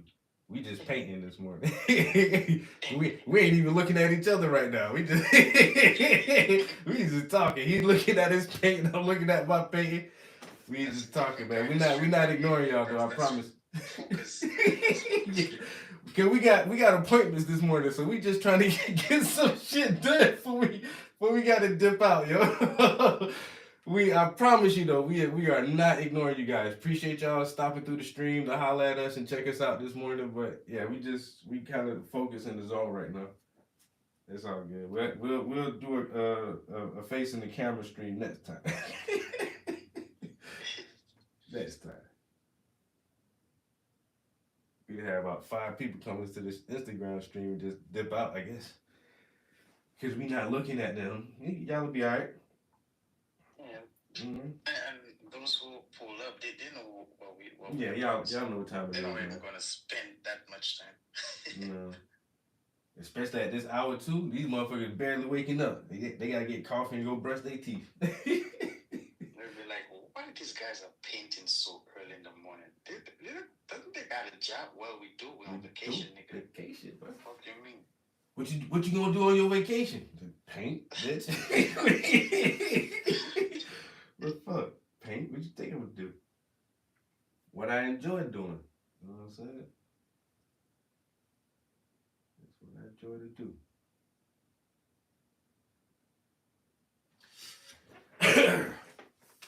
Try to toss out that little encouragement in the morning. Like I say, you can dip in and dip out, but when you dip in, you see what we in here doing. Wake your ass up. Get your day started, motherfucker. Don't sit around and be lazy. Go do something. It's easy to fall into that cycle of just getting up, watch your phone, get in the shower, go to work, and just constantly be on a death trap, the rat race, as they call it. That's it, man. Flying on autopilot. You ain't even really thinking about it. Once you get that little routine, you don't even think about shit. You just, like you say, wash, rinse, and repeat. Wash, rinse, and repeat. And I ain't gonna lie, man. I've been in that predicament many times, but I guess they should have that voice inside of you that say, yo, enough is enough, man. You should take a break. You should, Yeah. And I'm thankful for the talent that I have because it's the only way I can get some kind of relief from what's going around me. Yeah. They say that, and that part of you, that's the part that they whisper to you as after a while, like, yo, motherfucker, you ain't been creating something. Yeah, and that shit hurts too. Yeah. But I feel sad for the people who don't hear that voice inside them. Like, stop. Put that shit down and go do what you want to do. Go be creative. Go express yourself. Go make something. Go do something fun. Like, some people just don't do that. Like, I don't know. Yeah. They say, because I can go for a little while, and like you say, stuck in that fucking cycle. Then after a while, it just, like you said, it hurts not to create. Like, nah, I got to do something different real quick. And life be life, and that shit to get in the way a lot of the times. I remind myself of COVID most times too. I mean, COVID was one of the worst days in human history, but I even look at it as a positive because that was the only time where people really changed their lives in a matter of like 6 months. Mm-hmm. If a COVID comes through again or any type of casualty of that magnitude comes again, I'm not going to be happy about it, but I will say it's for the better. I'm not going to be like, oh, it's all death to us all. Nah, man, it's in order to build, you have to destroy. Mm-hmm. You need a reset sometimes. And that shit woke a lot of people up as to what's important. What do you really care about? What really matters to you in this fucking world? And most of the things, like you say, we get in that fucking cycle of just running on autopilot every day and forget, like, what's really fucking important? What do we really want to live for? Who do we really want to be? like you say, COVID made motherfuckers stop, pause, and think about that shit for a second. Like, Niggas be working, so the careers that people probably got off of that time, that's probably the career right now. You know, people change their career within a matter of a few months, which is crazy, man. and even at people's regular jobs, like you do a lot more remote stuff because we figured out I don't need to be in the office every day any fucking way. You know what I'm saying? And some kids who do well at home can just do school remotely. And so it helped see a lot of different ways to just go about our normal lives. Because before COVID, I hardly ever worked from home. Now, after COVID, anytime I get a chance to just do anything from home, like, I'm not coming into the office today. I can just save my gas, my time, my energy, and do this shit from home. I got a laptop and the internet. That's all I fucking need today.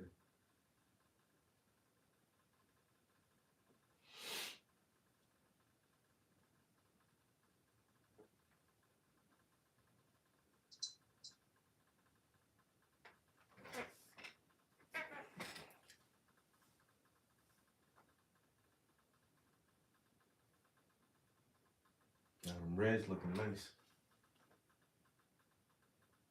Yeah, it's coming along pretty good. Question, man. Do you follow your reference to the T? No, I never do. Oh, okay. Because right now, what I'm doing, I'm just glancing at my reference and going with more of a flow. Because if you were to look at your reference every single time, that shit is crazy. I don't know how somebody will do it. Nah. Like that's only for like those super hardcore photorealistic people. It's called a reference for a reason. I'm just referring to this image. I'm not trying to make an exact copy of this shit. In that case, I would just print it out and make a copy. I'm just using it as a reference to make a painting. Yeah, my shit don't. I'm happy that people don't ever see the reference next to the painting because they'll be like, "Yo, Trap, this shit don't look like it." No, it doesn't. Right. No, it really doesn't look like that. No, I made it the way I want it to look. Like you say, I get into that flow state and I'm just painting.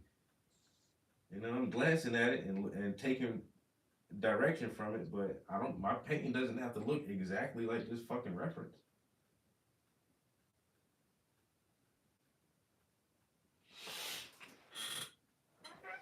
That's one of the hardest things to teach students. Like when you're working from a picture, like it's not going to be an exact copy. It's just not. And that's fine. That's actually good. That's a good thing. Yeah, I guess, because that's why they need to be taught the fundamentals before actually using any type of reference. Mm-hmm. You need to draw from sight, nigga. And that's one thing I wish I had the opportunity was to get some kind of formal education when it comes to art.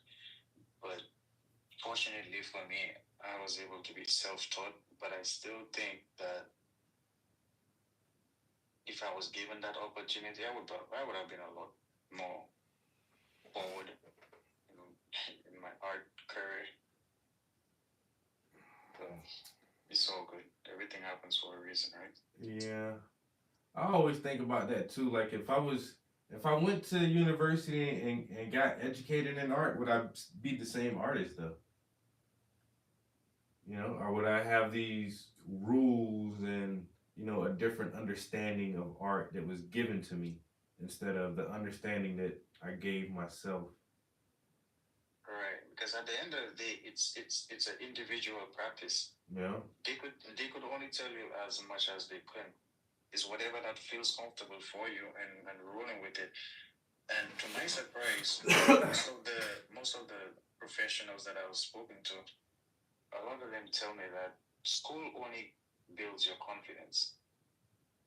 That's basically what it does. Everything else is up to you, Mm-hmm. And I'm saying to myself, like, what you mean, man? I mean, there are people, there are artists out there who paint night and day, and they still don't get the recognition that people with degrees get for the most part.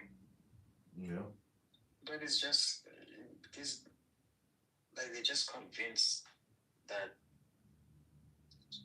art school in particular only builds your confidence, and I'm like, is it really? No, because art schools want to brag about the students that they're able to produce.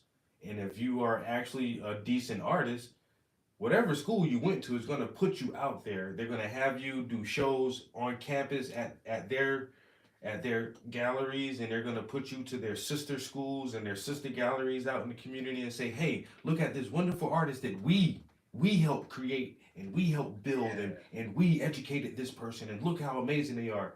And I think like that's how a lot of really big artists do reach the scene, because their alma mater or their university or their school gives them that platform, because the school itself wants to get recognition for being able to produce people who go out into the world to do stuff. So Yeah, yeah. I'm- Masterpiece of art says both using oil paints. No, I'm not using oil paints. I'm using open body acrylics and a brand called Winston and Newton water mixable oils. I'm not sure if you could see that. yeah, water mixables. Yeah, man, I love those. They have this. It's like it has the consistency of the elements of oil, but you only need water.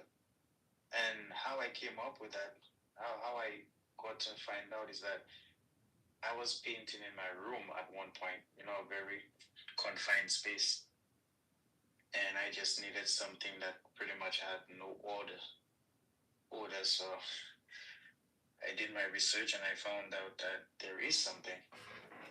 And I've been stuck with it ever since. I might have to try some of that. Yeah. The only downside is that they tend to dry out even in the tube. So you might I think I should have at least put them in the fridge, which is pretty odd to store paint, but if I left them in the fridge, maybe they wouldn't have. Well, some of the earth tones, you see, like the burnt umber, the lump black, those earthy tones, they tend to dry out a lot faster than the others. Yeah. But that's even on the canvas. Those colors that dry faster. Yeah, than they other do. colors. So But yeah, I like guess whatever the ratio of pigments that they Yeah. use, it just. but in it's the just- tube though, like you have to use I guess you have to just buy smaller tubes, and don't buy the ones you don't need. Yeah. Thankfully, I only bought. I mean, they last pretty good. I mean, they're professional grade.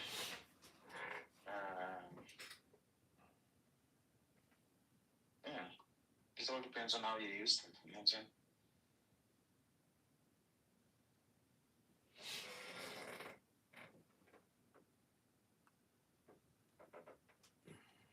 But I definitely will use oil for her skin tone. I'm trying to get her as smooth as possible. Omizu, good morning, bro. I'm gonna try to get her as smooth as possible.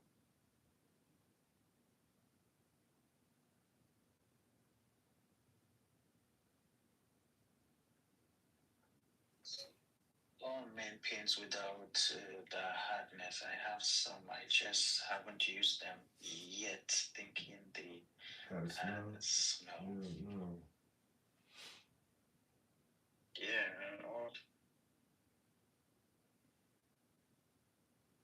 With all the technology that has been developed in the past, like 5 years, a lot of the craft tool haven't, like painting, for example. Like, why haven't we found a brush, a brush that we only use once? You know what I'm saying? Like, we don't need any type of brush anymore. Just one brush will do the job. Hmm. Like the Apple Pencil, we just need one tool, bro. Just one tool, and that's it. Now you got me thinking. We gonna have to make something, man. You gonna have to make just the have one fucking ultimate brush. shit. Oh, what about changeable heads? For one, you got one brush, the stick, but then you have like 2 or 3 heads that you can swap out. I think I've seen those with the watercolor brushes where Really? you could travel with them. Damn it. So you have the ferrule, right? They connected to the ferrule. Yeah. Yeah. I think I've seen those, but Damn. they were watercolor brushes. That would be something like just to have one ultimate brush. But then what would the bristles be made out of too? Like, Well, some high quality, some hog hair. I type get of that shit. hog, yeah, some hog or some camel fur or something. Get that thing. Yeah, that them hog hair bristles, them shits don't ever wear out. Yeah, that's what I have right now. It's a Princeton Velvet Touch. It's a hog hair brush. I love this one. Mm-hmm. I think I bought this like for $30. It's a number 9.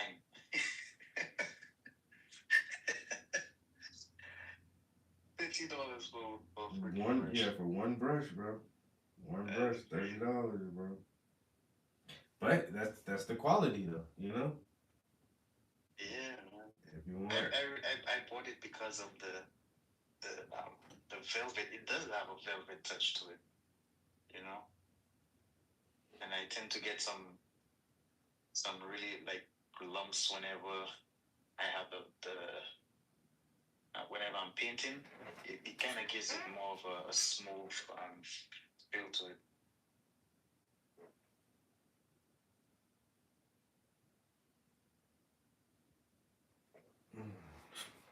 I've seen guys put tip around their brushes. I'm like, bro, why are you putting tip? Doesn't that kill your technique or anything? I'm like, nah, man. It's comfortable. I'm like, really?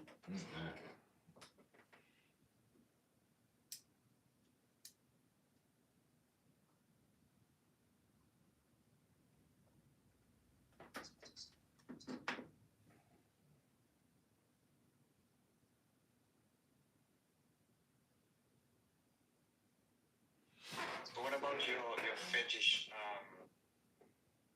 painting series? Are you done with that? no, I have one underpainting ready to go. That's probably the next painting I'm gonna work on.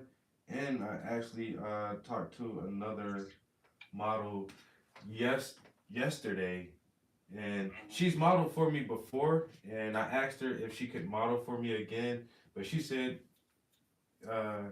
it might be a couple of weeks before we can link up. And she said she would do it, but I didn't tell her what I want her to model for. But it's gonna be for the foot fetish series. She probably has the prettiest feet I've ever seen. I ain't gonna lie. Like, she has really nice feet. And some people just model their body parts, man, and that's how they make their living. yeah, and she knows it too, cause like if you go to her Instagram page, like she always puts pictures, like when she gets her manicures and pedicures, she always shows it off, and it's like, yeah, you know you got nice feet. That's why you're always showing pictures of them shits. Heck yeah. But she's Dominican, and I say maybe. She didn't give me a time frame. She just said give her a couple weeks and she'll hit me up. And I know she will. Like I said, she's already modeled for me once before, so I was once again just hoping to get more stuff before it got too cold out.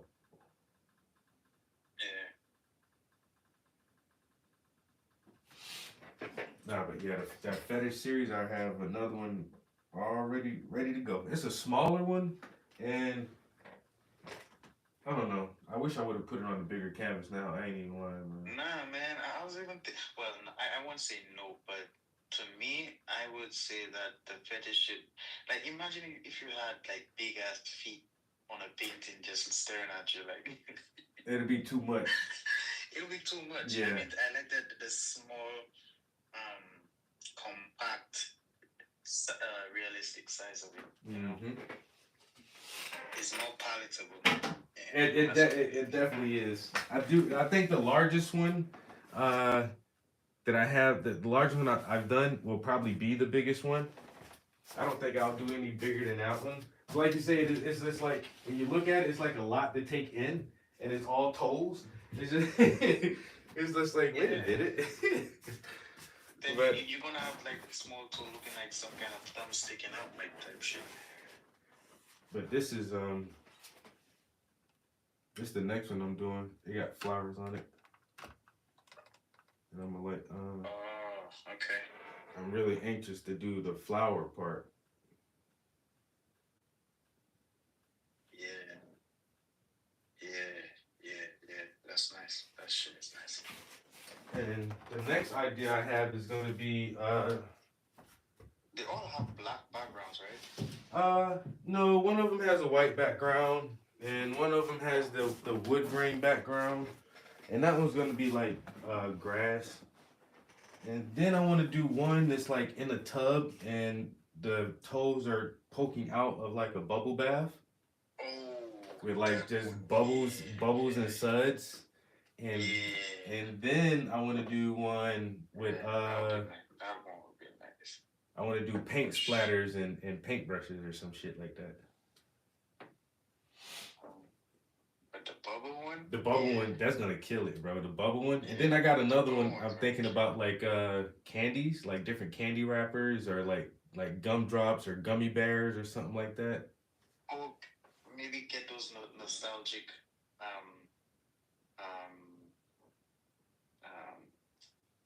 wrappers, not wrappers, candy sticks, you know, like those things.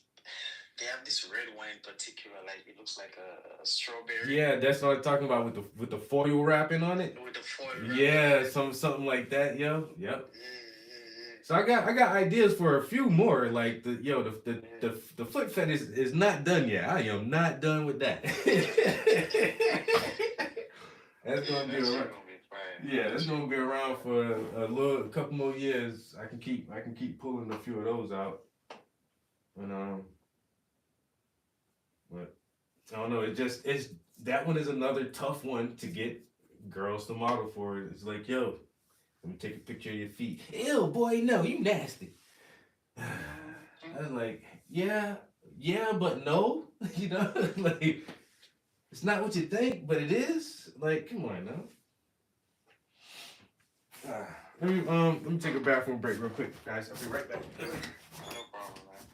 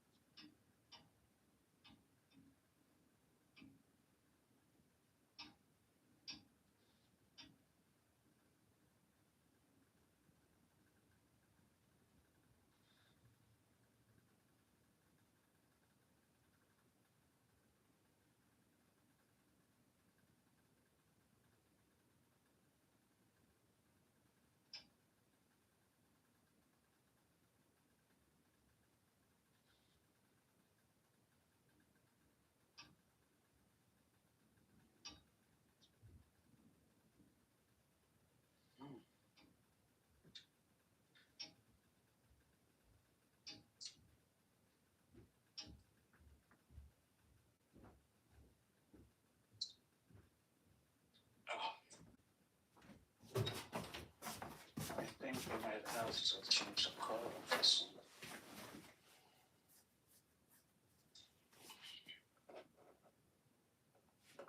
one. Damn. I ain't even had no coffee this morning. I should have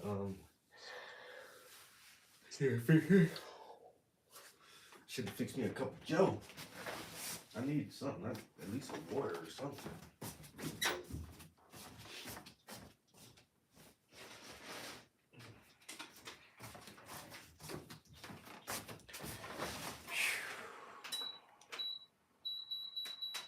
Yo, what kind of weather y'all got down there today, man?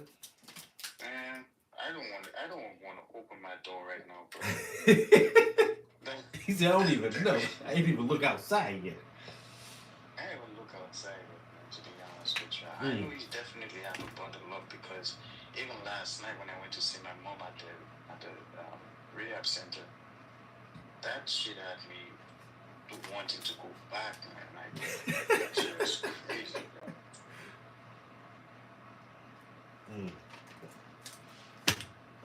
Yeah, it's definitely getting cold, man. I say it's rainy as hell this morning. Now it's cold and rainy. Fuck. Yeah, it's like it's the water with the cold, man. That shit. Yeah, that shit is ass. That shit is the worst.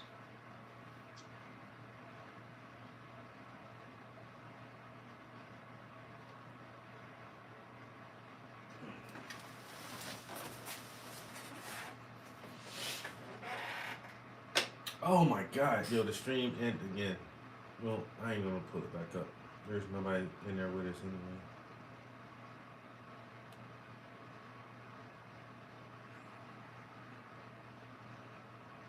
I hate that it only give us that 1 hour. But my man Sketch out of New York, dope ass artist. Me and him actually met and hung out one time out in New York. Went to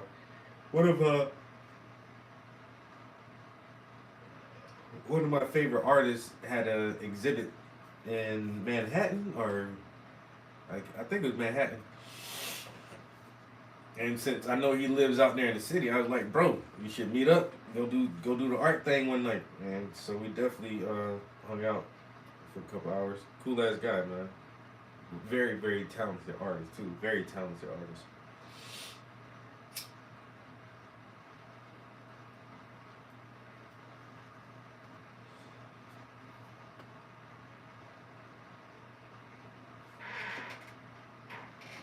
But hell, that was 2 hours, man. Him just chatted.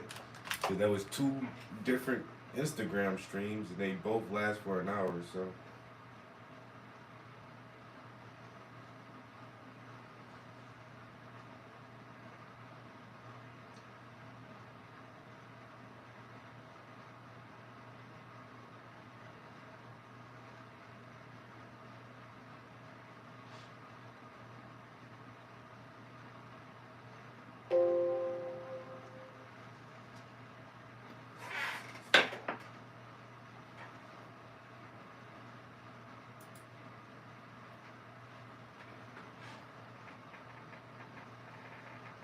Now that's beautiful right there. 84 years old, 64, 40, 43, 22, and 1.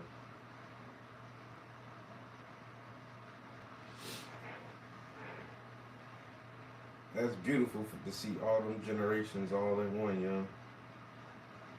That little baby that met her great grandmama.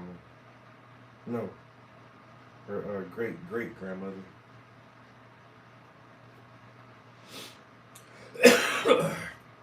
I didn't know two greats, but I knew one. I knew my grandmother and her mom. Like my grandmother's mom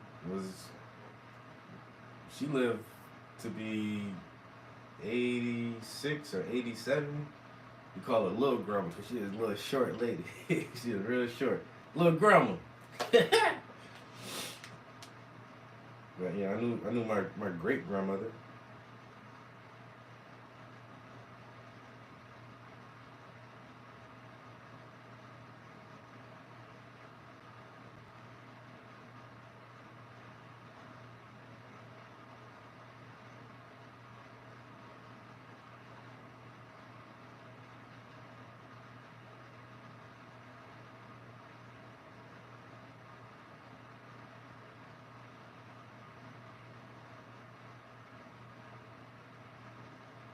memes. I'm just looking at some memes real quick.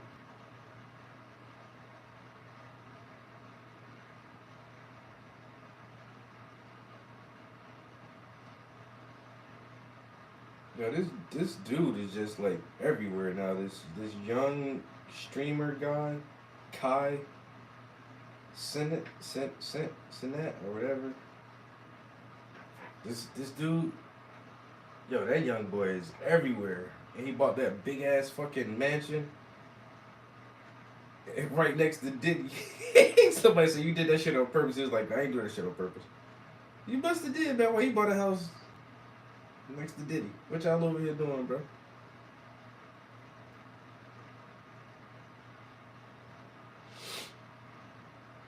What is y'all over here doing?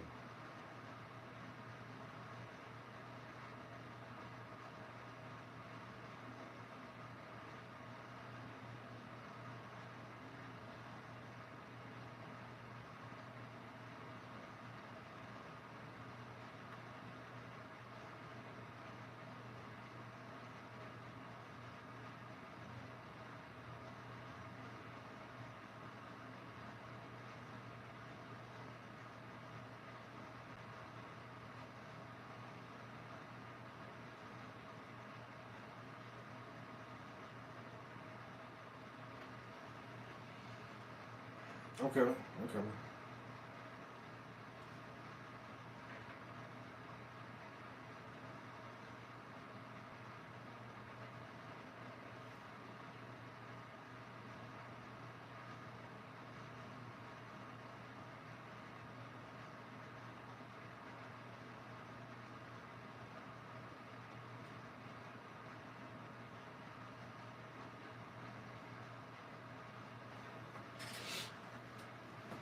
Alright, I guess that's all the memes people have sent me. I got fucking emails though.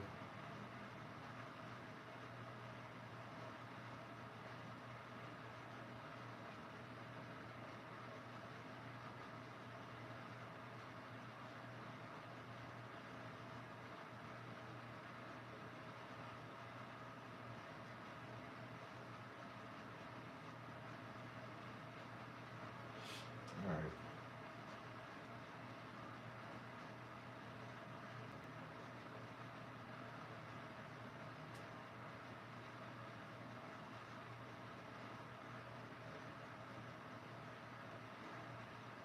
All these weird ass, trash ass emails for no reason. Let me see how my Nvidia stock is doing.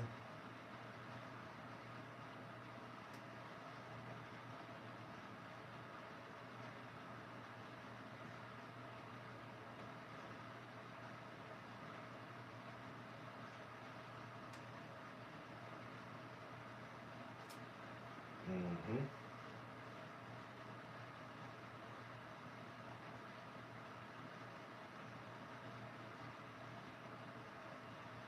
Oh man, Nvidia's down a lot. That shit down 4%. I don't like that.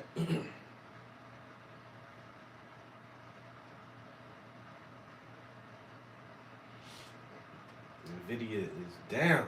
Nvidia be the only stock I really be caring about now, cause they the biggest player. That's like the most lucrative stock that I have.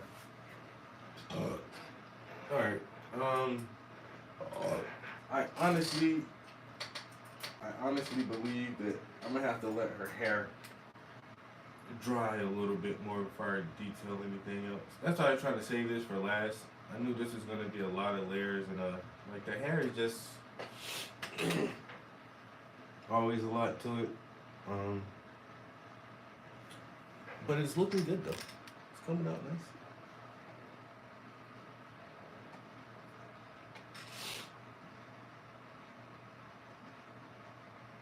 So I did a bunch of wet on wet with this hair just now. So this is about 3 different layers of paint on her hair. I think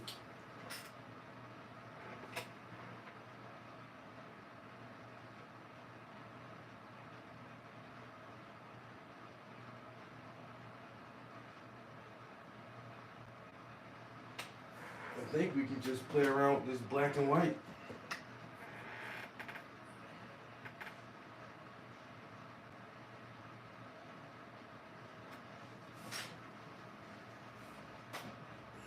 I think we can just play around with this black and white.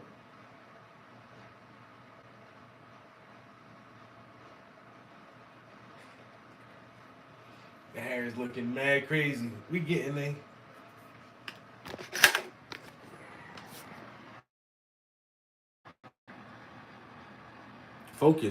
Focus, camera.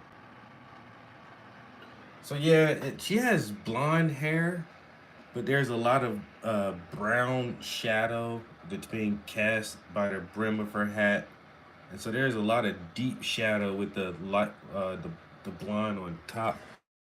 So I'm just trying to make sure that those browns are underneath there, and so we have light, dark, light, and then back to the brown. And so now when this brown, I think I can fade that a little bit. When this dries up a little bit, then we can come back and add like the last strands of the really blonde hair on there, and that should wrap it up. That should wrap her hair up. That hat is looking really good, man. I worked on that a good bit yesterday. I don't know if I should do more to the hat or not. I'm actually liking it. I could I think I may lighten that little area right there, maybe like here and here a little bit, and I don't know. I could add a little highlights here. I want it to be a little bit more contrast from this section. So if I just lighten this area up, probably that should be enough to add just a tad bit more contrast, a little smidgen. I don't need a lot more contrast, just a little bit more, just to show that front side of the hat is really in the light. I think that's too light. Just a little bit.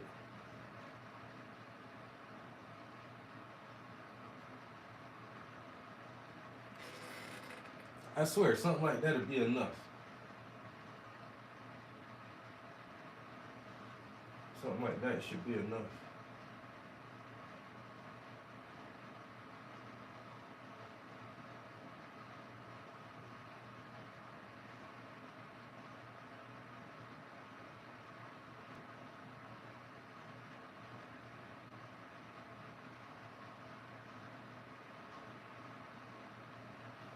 All right, that might be enough. Let's just go ahead and fade that in a little bit. And cross your fingers, kiss the sky.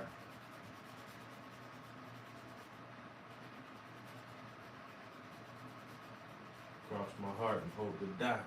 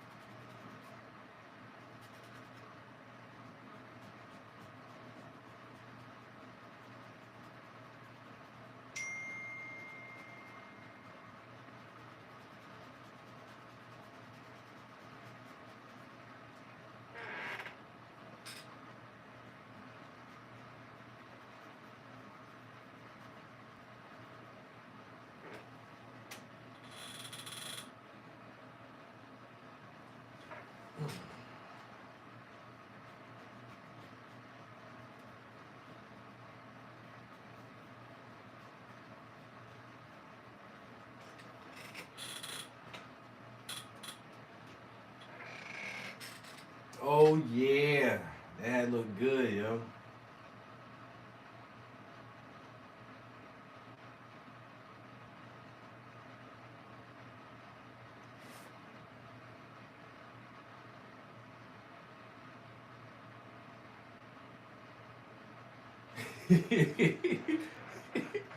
Rudy said, "You everywhere." Yeah, man. I follow everybody. Anybody who doing the art. All right, I think I'm gonna leave that hat alone. I mean, I could keep playing around with it here and there and here and there, but is that gonna make it better? You know. Once again, it's that fine point between realism and photorealism. I want my shit to look real, but I want it to look like a real painting. I don't want to work on this shit so fucking much that it looks like a photograph. It doesn't need to be that goddamn detailed. And right now, I think the hat is not bad. This hat don't look bad, man. I ain't gonna lie to you.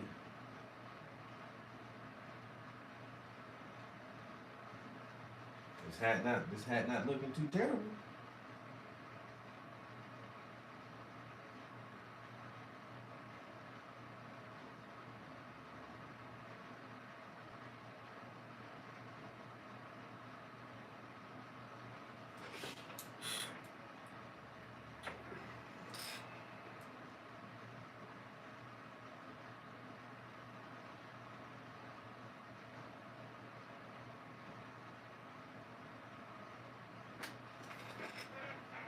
I think I can live with that, like that.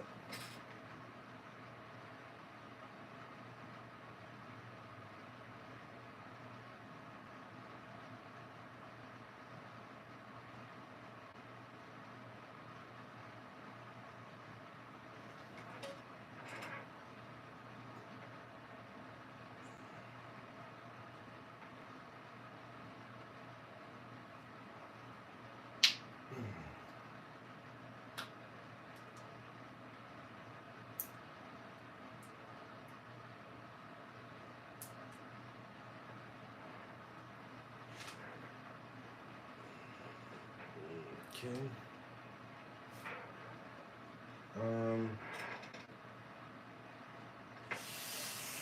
I don't really see a lot in her shirt, you know? Hey guys, today, I mean right now, no. I'm lying. The hair, we gotta wait and come back and do a little bit to the hair.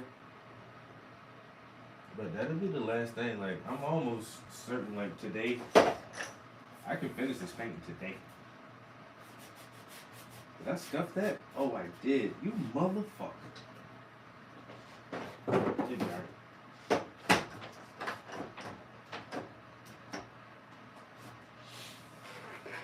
Yeah, I can finish everything except the hair today.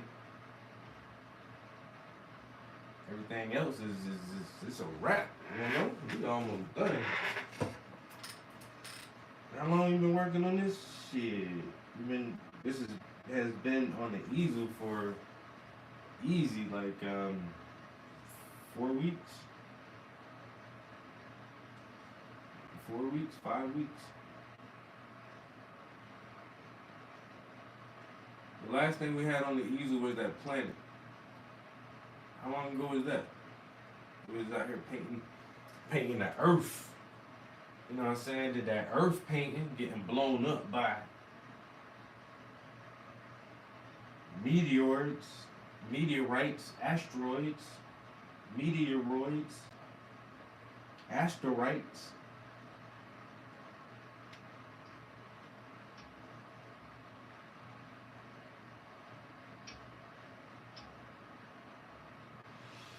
Well, you know this one is coming to an end. Oh, we close, bro. The hair, his shirt,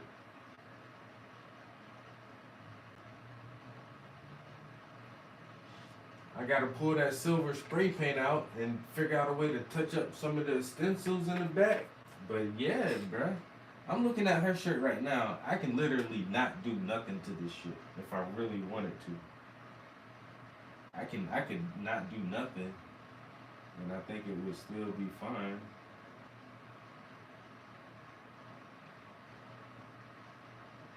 Of course, I'm gonna just try to, add a little more. Add a little touch here and there.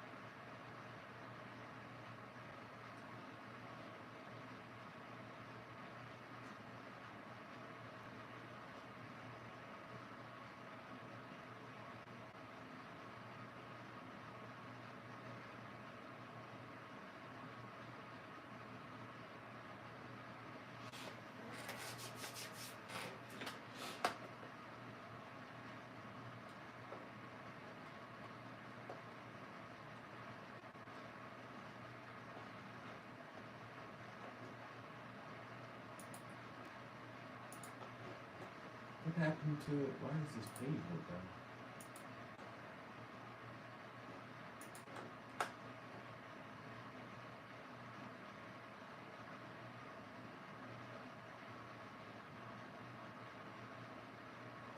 Inside the hose of her curl is darker by just the brim.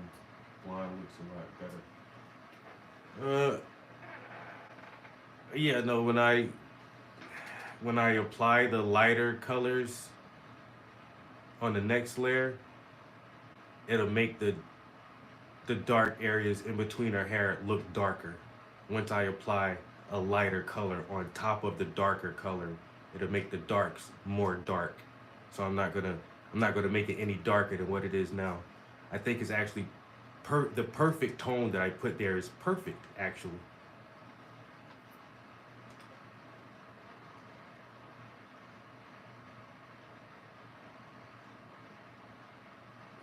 Yeah, I know.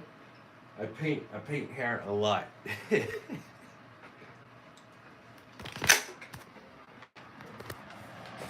But when I paint hair, my hair is always perfect. My hair always comes out perfect every time. So it'll be good. Yeah, the darks are just dark enough. I think they're perfectly dark enough so that when I apply the lighter highlights to it, it'll be nice and right. I know you're a little bit older than me, but I do this shit every day. I've been doing this shit every day for 15 years. Every day for 15 years. I appreciate you coming into the stream, but I hate when motherfuckers tell me how to paint. I don't hate a lot of shit. I don't like when people tell me what the fuck to do with my art. So, yeah. You can admire it and say you like it or you don't like it, but don't tell me, oh, make it darker or make it do this. My mentor is a way better artist than you will ever be. I've been taught by the best. I know what the fuck I'm doing, bro.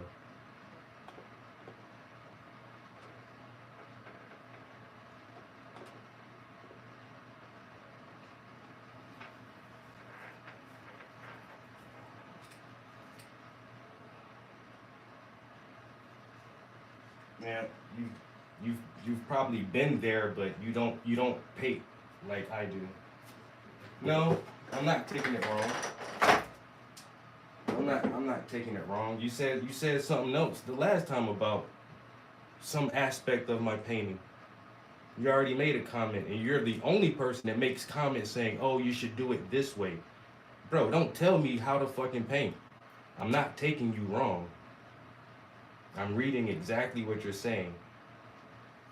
So, like I said, you can tell me you don't like it, that's fine, but don't tell me what to do. I don't ever tell other artists what to do unless they ask for my opinion or my suggestion. If someone asks for my opinion or my suggestion, then I will give it. If nobody asks me what I think about their art, I don't tell anybody what I think about their art.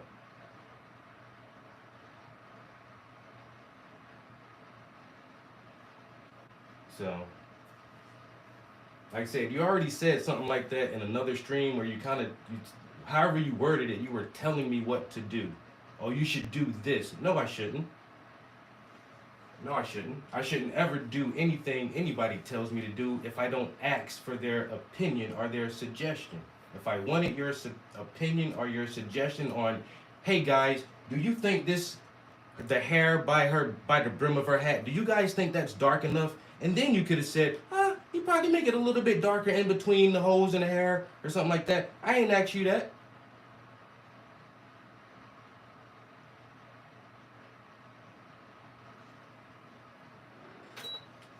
I ain't asked nobody that shit. I don't ask people shit like that. So don't fucking tell me nothing like that. Don't tell me how to paint.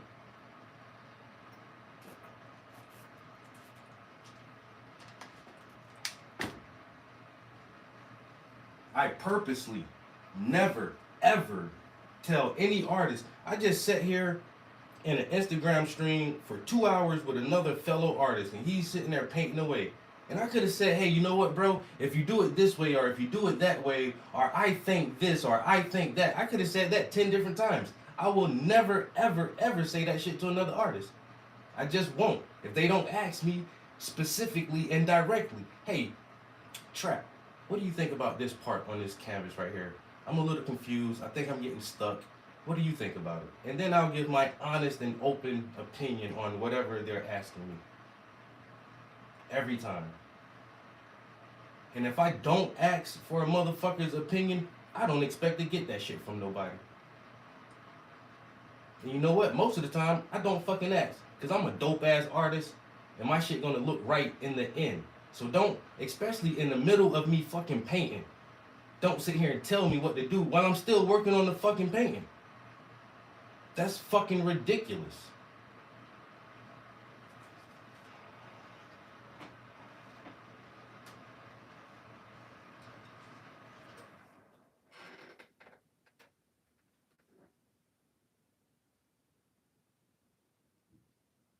Don't tell anything but what I saw. I don't give a fuck what you saw, bro. I don't give a fuck what you saw. I don't give a fuck what you saw. I don't care what you saw. I'm only telling what I saw. I don't give a fuck. Keep it to yourself.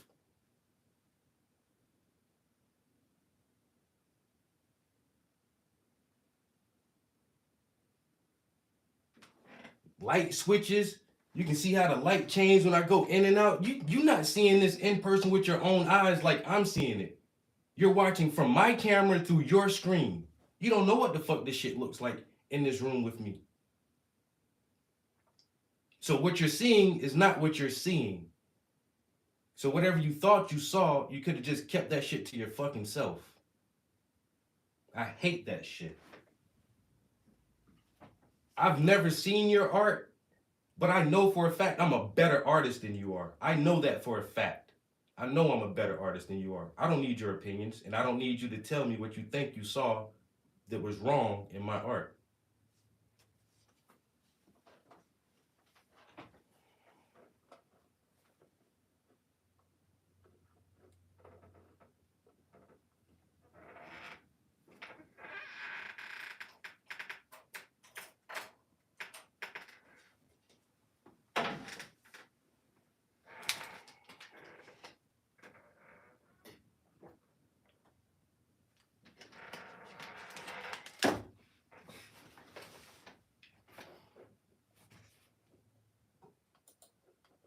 Why won't my second YouTube reload? There's something wrong with my YouTube pages. It will not.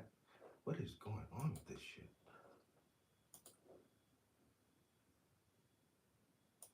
I gotta open a new tab every time? Come on now. Yo, it won't let me. Hello, what is going on? Okay. Really?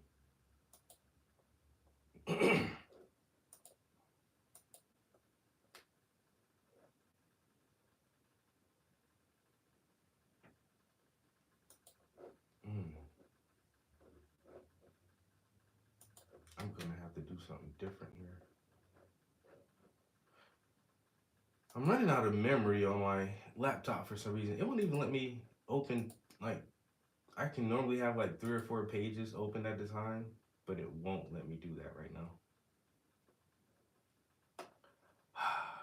But the crazy thing is, this is actually my work laptop. And I don't have access to the drive so that I can delete all the dumb shit on here that I don't need.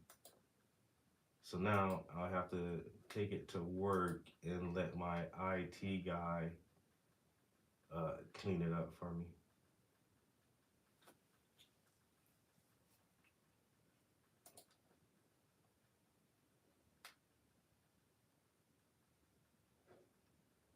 Nope, my whole screen just went dark. Come on, yo. I swear.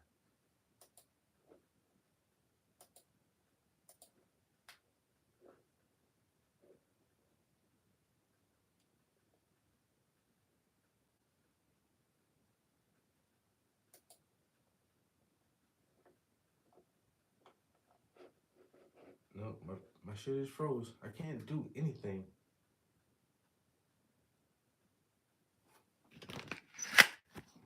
Yeah.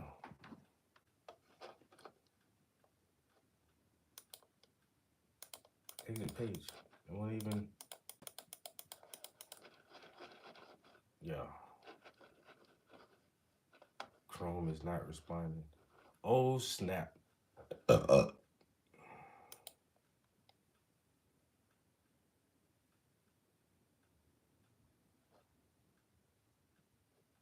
Yeah, this is. All right, this beat is called Sounds of Omission. I'm definitely gonna write something to this one.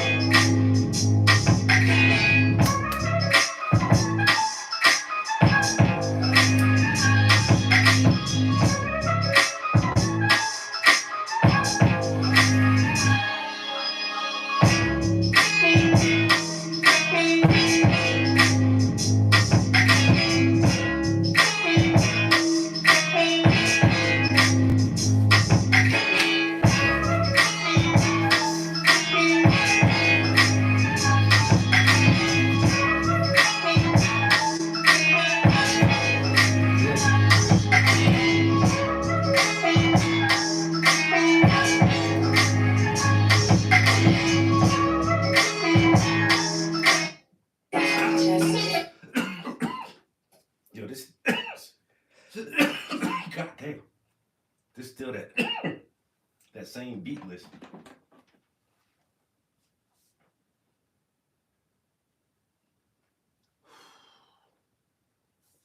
So I wrote 2 songs from these beats.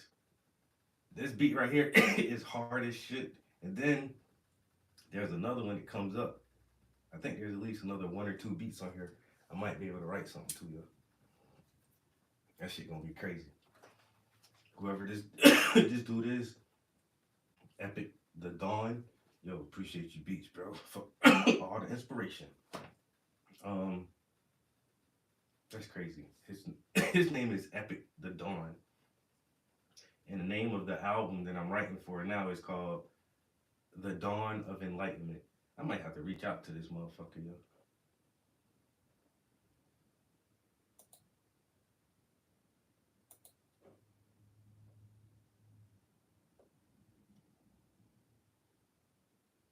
What? Buy 1 beat, get 3 free?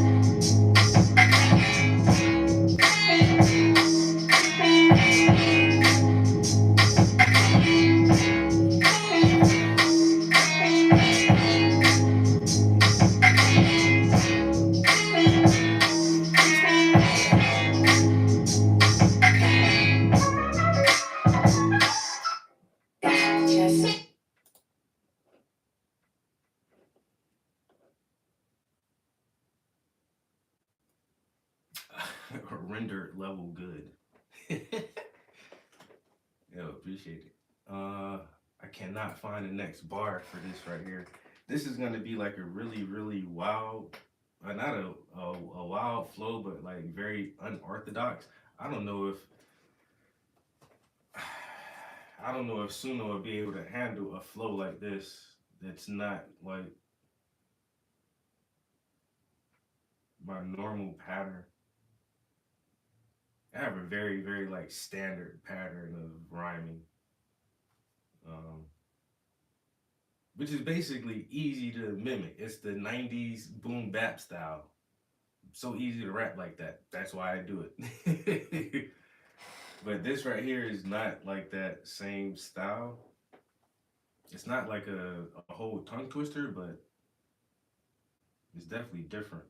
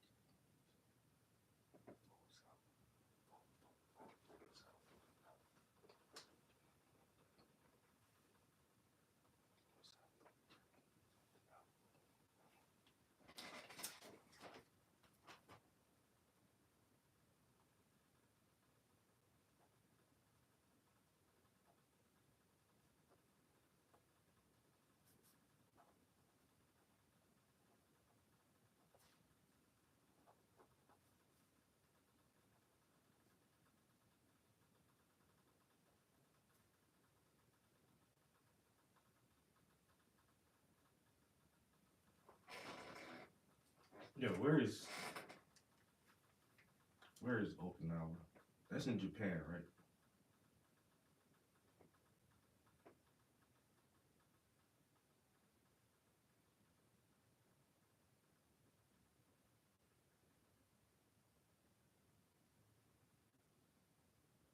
Okinawa is a Japanese prefecture in the Pacific Ocean made up of more than 150 islands in the Ryukyu archipelago. Okinawa Island. It's Japanese. That's what I say. Yeah, looking Japanese, Okinawa.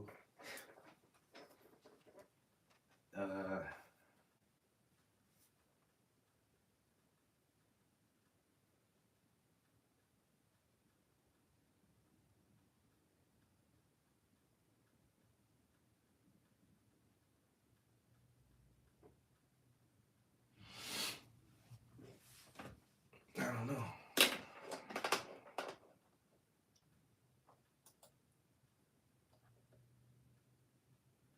Did I make that beat? Oh no, I wish I did. Whoever this dude is, yo, like his beats are the fucking wildest, bro. His beats are everything to me.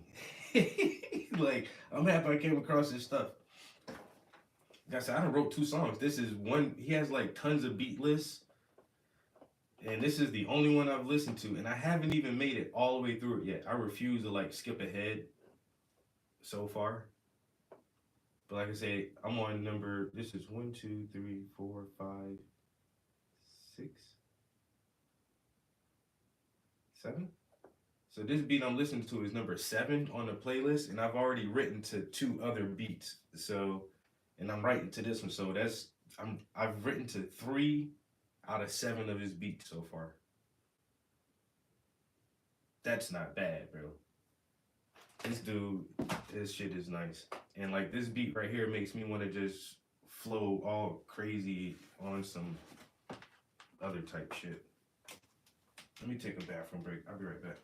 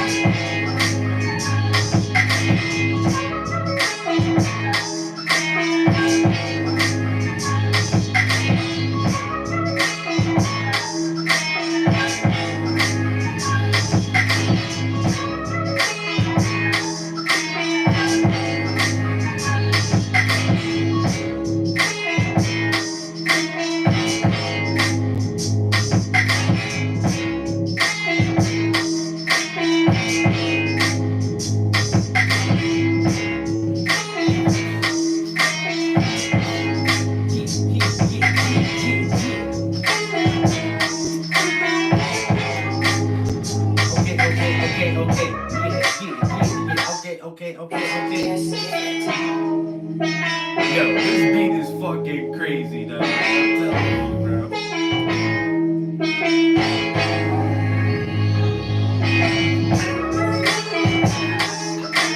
That shit been doing the right so bad,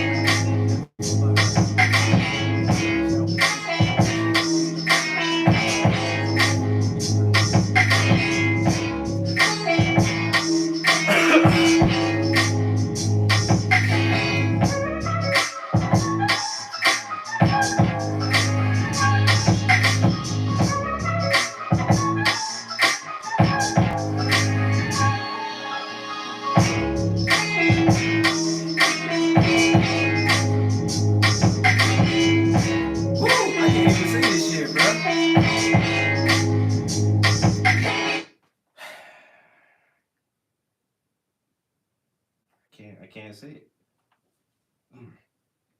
Early in the morning, little bitch beside me, pussy get devoured. Then I hit the gym for about an hour, come back home and hit the shower, make a breakfast shake, peanut butter, protein powder. Next I'm puffing potent flowers broke. Next I'm puffing potent flowers, blowing sour, looking Japanese Okinawa. Early in the morning, little bitch beside me, pussy gets devoured. Then I hit the gym for about an hour. Come back home and hit the shower. Make a breakfast shake. Peanut butter, protein powder.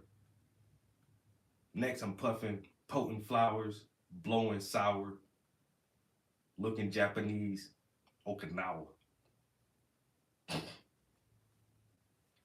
It's stupid, I know, but it's fun. It sounds fun. It sounds fun.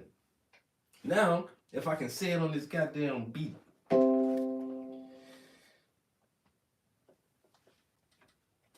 It's the part that I need to be able to do is I got to say it on the beat.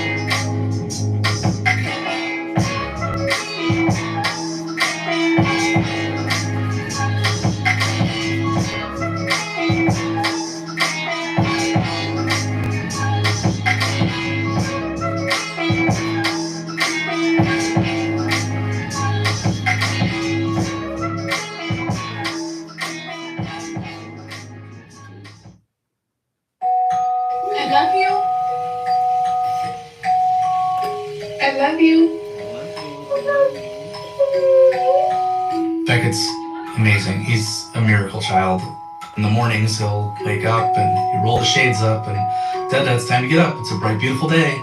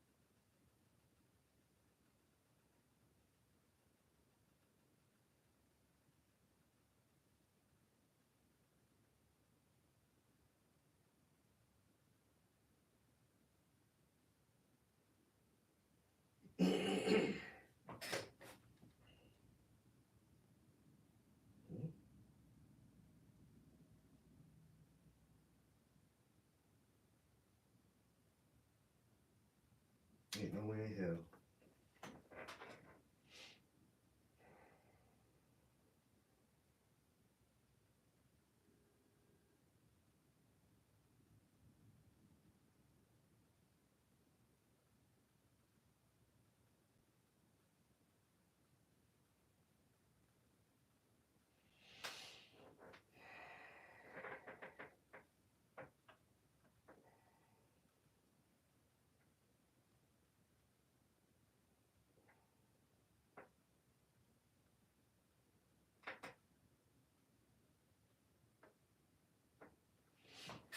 All right.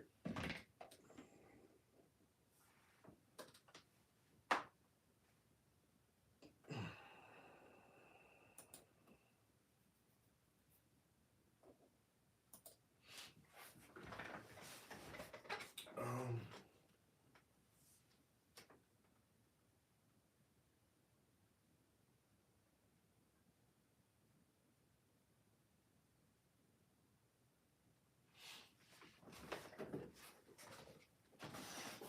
I don't even know why I dropped this down, honestly, because I didn't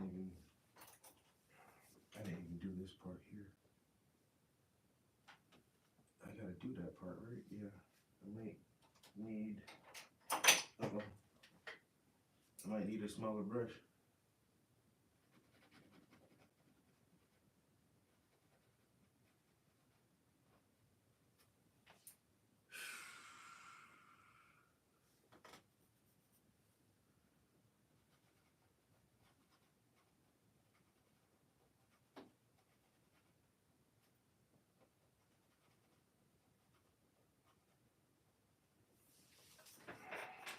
There.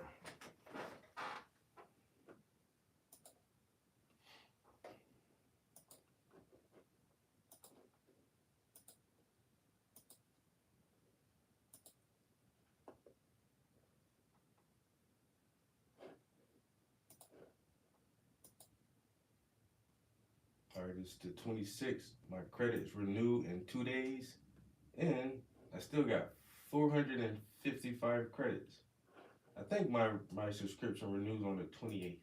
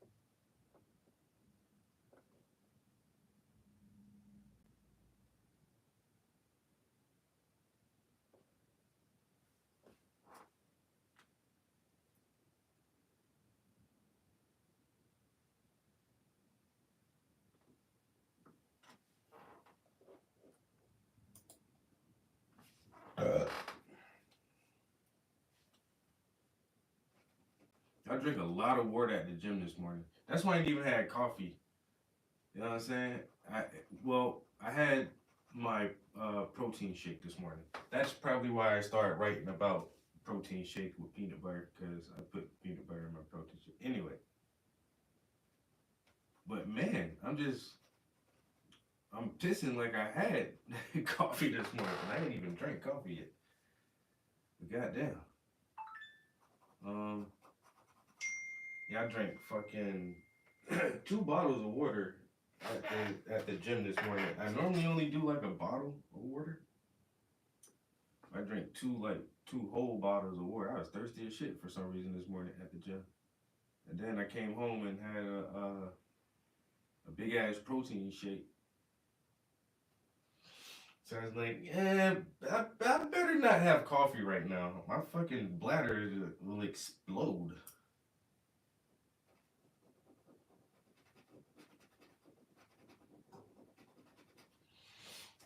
I wouldn't even be able to sit in here for this long if I would have been drinking coffee too.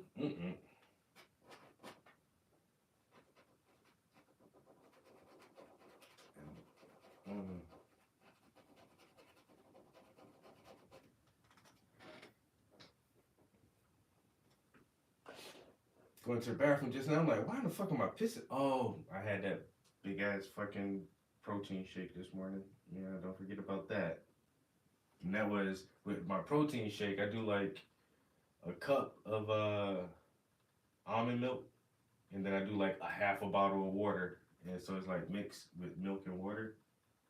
And I put 2 scoops of protein powder, 1 tablespoon of creatine, and 1 banana, and 1 heaping tablespoon of peanut butter.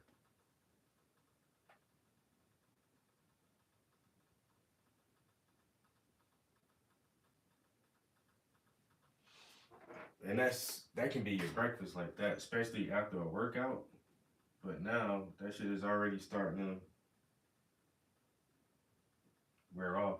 Well, it's 8. I did that. It's 8:20 for me, and I did that at fucking 5 o'clock. So I'm already getting hungry now.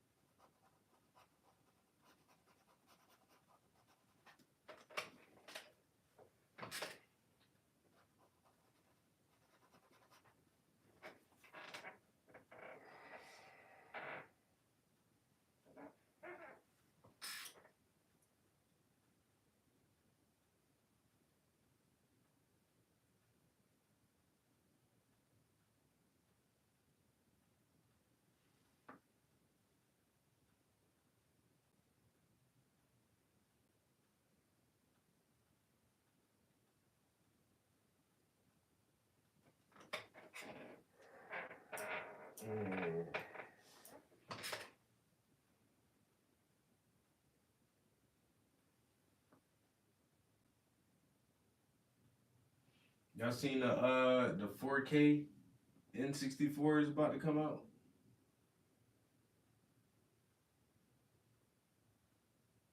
I don't know how, like what technology are you using to make that possible other than like some AI generated algorithm that takes the polygons and rereads it as an upscale diffusion model? Like how are you doing that? How can you take a Nintendo 64 game and run it in 4K? Like the pixels would be so big and so blocky, like it'll look like fucking Minecraft, right? Even in 4K, if the N64 games were run in 4K, like that doesn't it doesn't add more pixels to the original game. Like you're not adding more pixels to the game is on the cartridge already, so you're not adding anything to that. So how can you get a decent I can't. It's just like Laura Croft remastered. Like, what the fuck? She's still a box.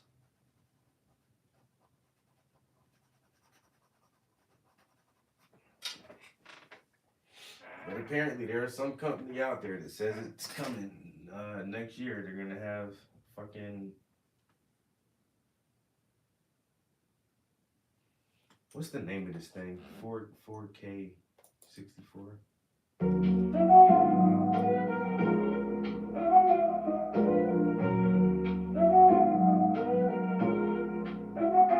Intelligent minds engaged in the great debate. Are we free citizens or governmental slaves?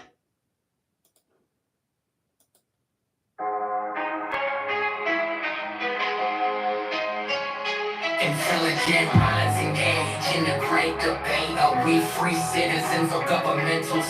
I tried it again. Nah, I guess I'll stop at that one. That's pretty fucking whack.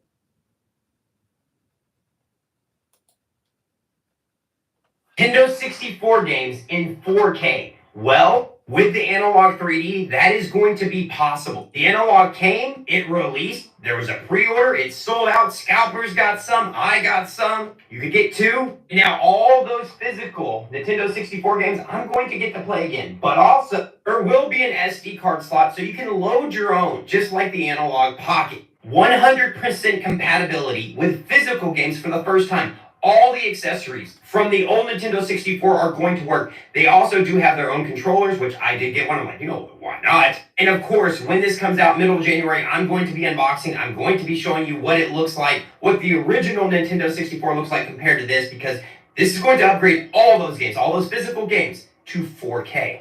This is something that I'm really excited for. And yeah, but how?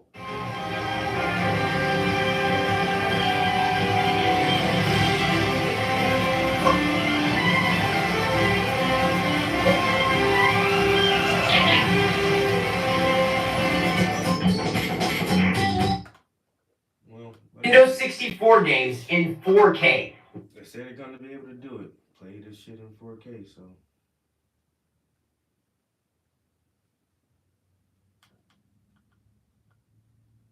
Elon Musk streams Diablo? That shit's from a year ago.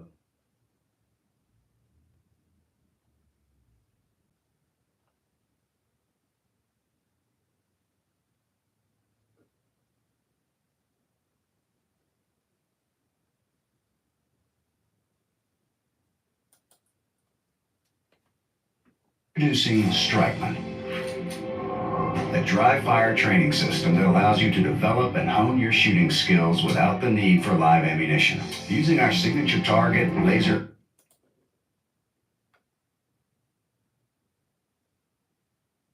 Yeah, and it's not like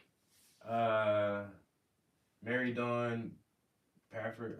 This is fantastic, capturing the open mouth expression so perfectly. Their conversation is lighthearted. Kudos, Prince. I appreciate it. Yeah, and that AI that ran Doom, it was running native on a hardware, and it was creating the game as it ran. Like there was no the entire game wasn't programmed for the AI. It was like it was generating the game as you played it. That was the amazing part. It's running Doom. That's pretty cool. No, it's making it now. When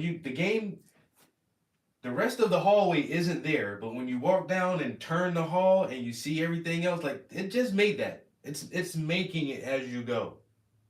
It's like what the fuck? And yeah, and after a while it'd get a little wonky, but it was like that's the most amazing thing I've ever seen so far. Like, yeah, that's yeah, just bringing that shit back up is just like I forgot that they did that. Like the AI was just running Doom, but it understood the whole Doom game and it was just making it up as you went along. Like, okay, so now they're talking about like this is the first seed of personalized gaming. Completely personalized gaming. Stuff like the bigger studios like Rockstar and Bethesda Studios who make things like the Elder Scrolls series or the Grand Theft Auto series. When you play those series, there is so much freedom in the world that they created that your playthrough will be drastically different from someone else's playthrough. Because you don't have to start a mission at a certain time or, follow a certain set of missions or have your character, dress a certain way or have a certain power. And so like they craft those games to be really individually driven for the player. And this technology is going to just make that like 10 times more so.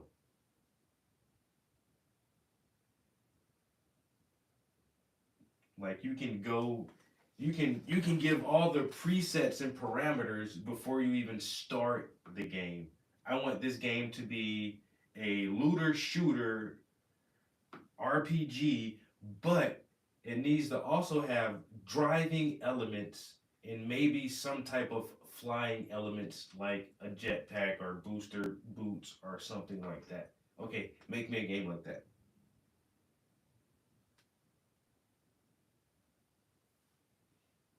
It's a looter shooter with cars and jetpacks. This is fucking badass. And then you're the only person who has that game. You're the only person who has that game. And it has all the kind of elements from other games and it can look very similar to other games, but nobody else is playing that game that you're playing.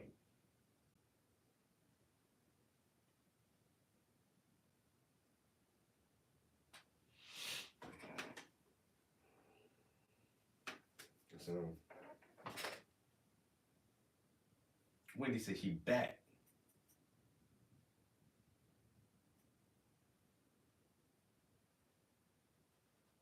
You must be on lunch break or something. 'Cause a little while ago, you just said you was going to work.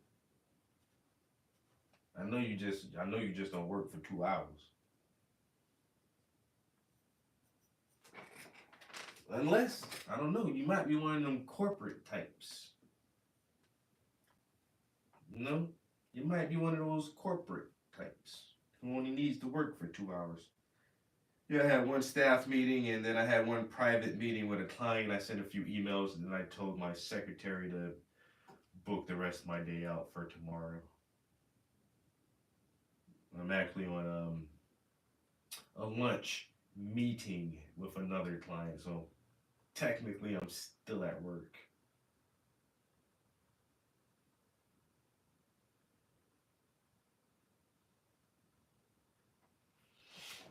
I feel you.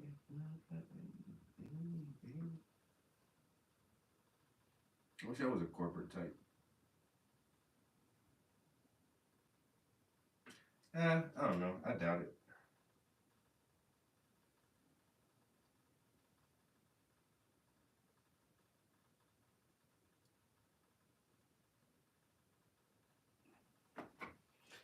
Like I said, man, there's gonna be very few details that I want to add to her shirt.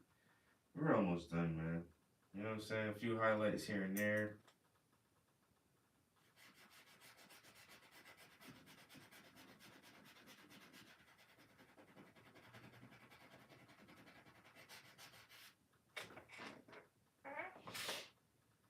I don't know what else y'all want me to do with this, but man, I'm saying her shirt is done, her hat is done, her skin is done, her earring is done, her ring and jewelry is done. Only thing left is her hair. For him, I'm gonna say his skin is done, his glasses.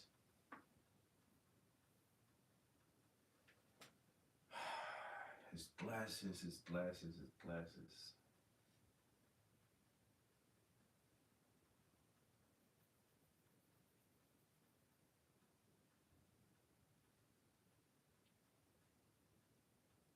His glasses are not done. Alright, so we can do a little more on his glasses. Well, actually, let me see.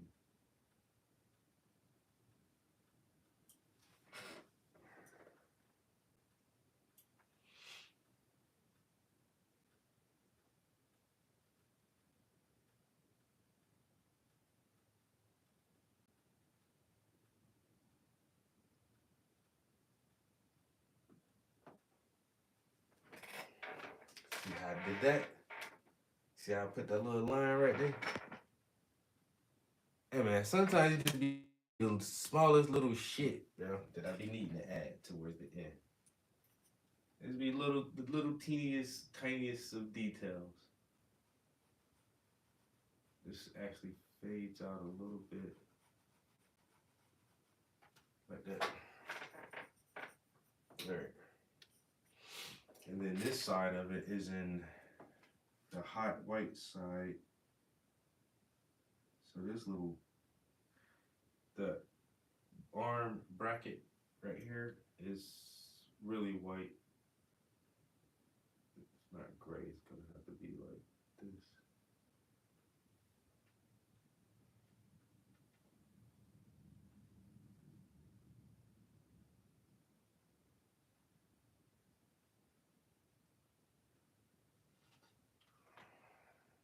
Okay. A little bit more.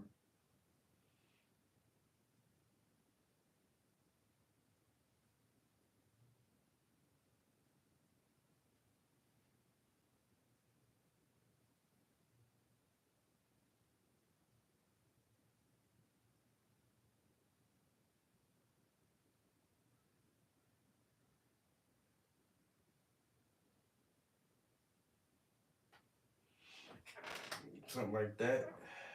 So that the side is white and the front part is gray. Okay.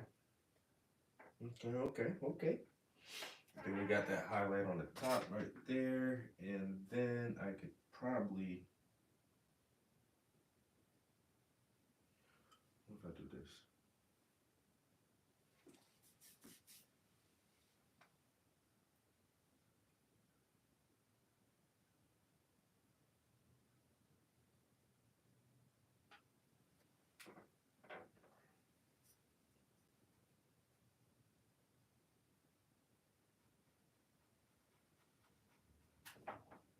Boy, stop playing with me, boy. Stop playing with me, dog. And this motherfucker trying to tell me how to paint. Yo.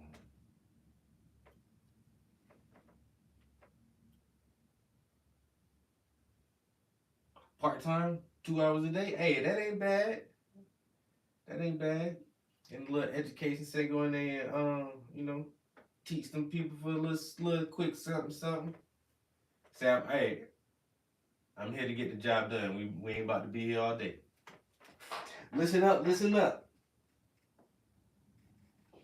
Well, actually, I don't give a fuck if you listen or not. Hey, I'm done. I'm about to do my part.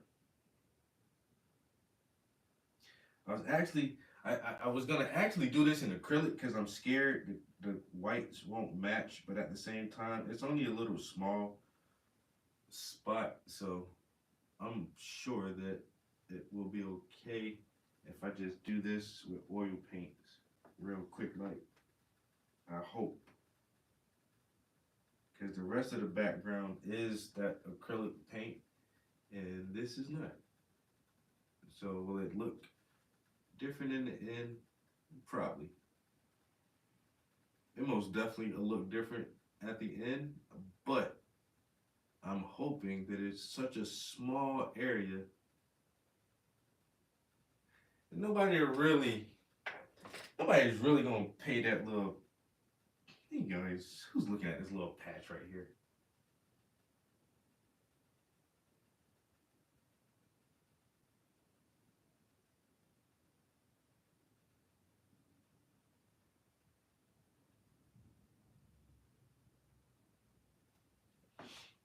Nobody gonna see that and tell us he didn't use the same paint in that little spot.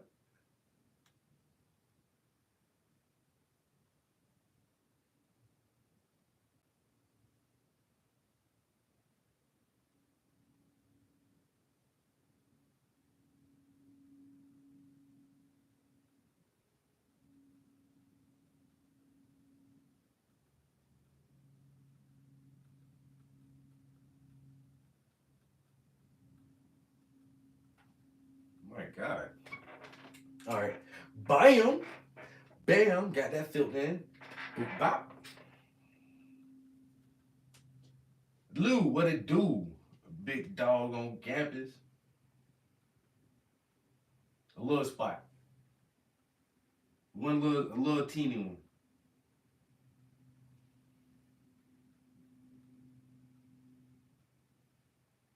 You know, I've been saying that in my head for like the past 2-3 days. Like, yo, paint that little spot right there, bro. Oh yeah, I'm gonna paint it. And then I never be painting that shit. It's done now. We got that one. All right. Now, let's see. But see out here, like around her fingernail here and there, I will get back in that acrylic paint because, yeah, I don't want to have like the acrylic and the oil touching each other. That'll definitely look weird. I think that'll be fine. Yeah, so what else? His glasses, bada boom, bada bing. I feel like I can do a little highlight here. Maybe like this. I feel like this needs something right here. And a little on the inside.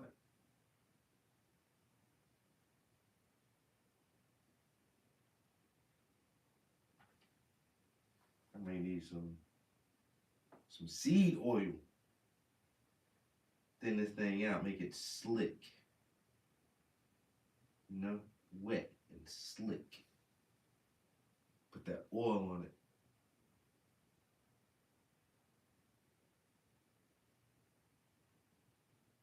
No diddy. You know what I'm saying? Make that thing slick, boy. Like ink. I want an inky consistency. You know who Inky was?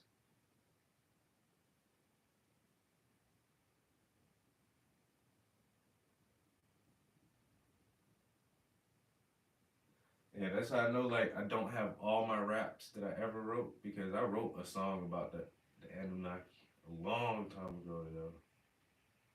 Like when I first read Zachariah Ascension, I was like, oh hell no, I gotta write a rap about this. I do not know where the hell that rap is at.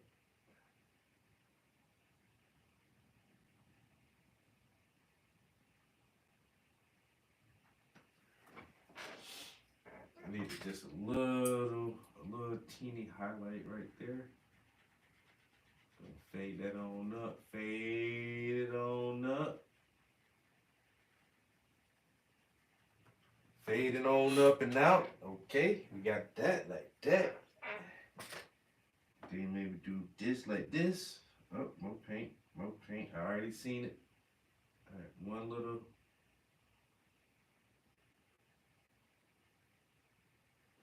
One little Indian right there. Now you see that got that little curve in there now, right? In that glasses lens. See how that thing look like? I'm gonna do the same thing. Around the bridge. So we're gonna do one little highlight right here.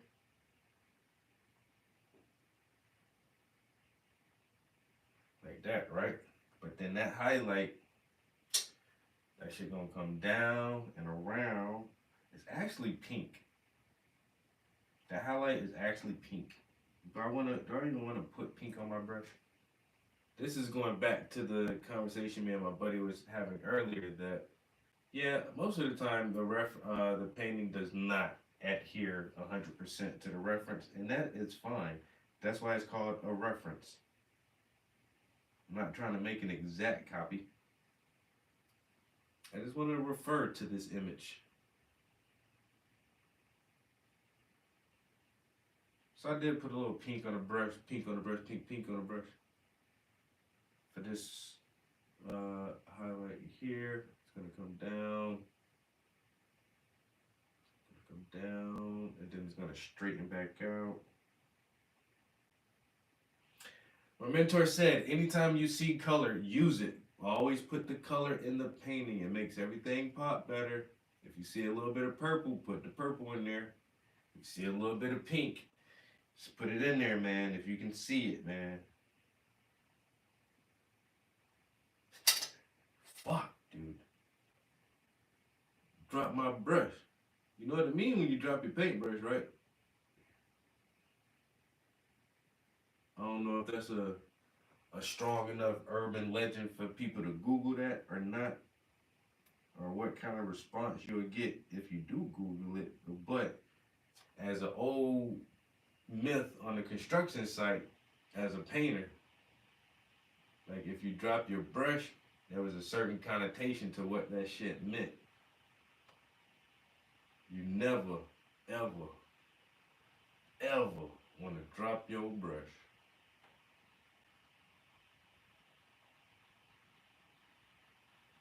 I'm telling you now. Especially not around motherfuckers. Don't drop your brush around nobody. And have somebody see you drop your brush.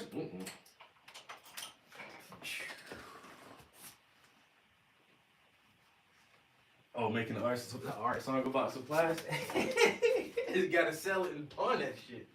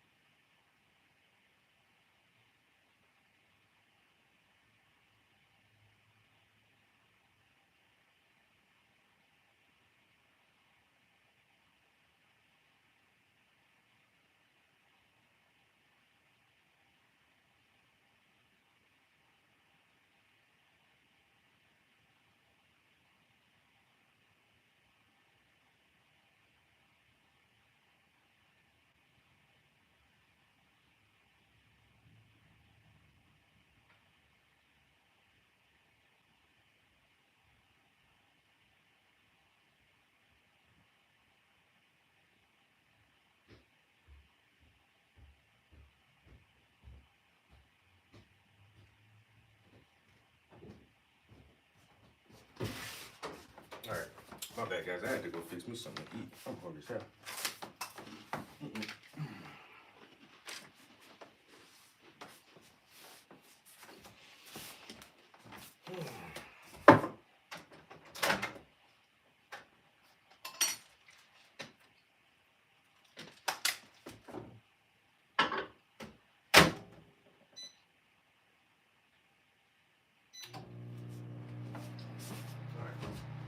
Let that microwave do its thing for a little minute.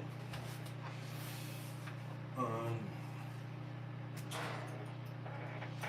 going to glasses.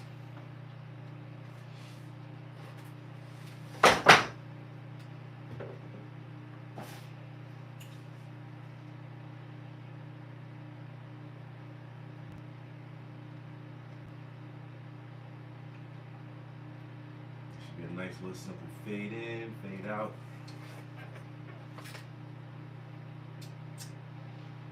I might actually bring some gray.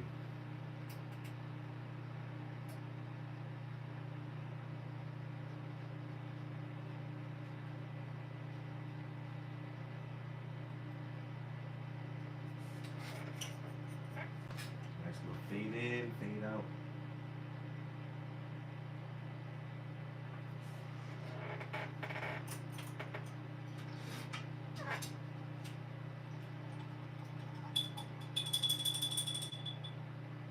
Drop your brush, you get crappy in paint. Now I need to hear it. Well, the old saying is,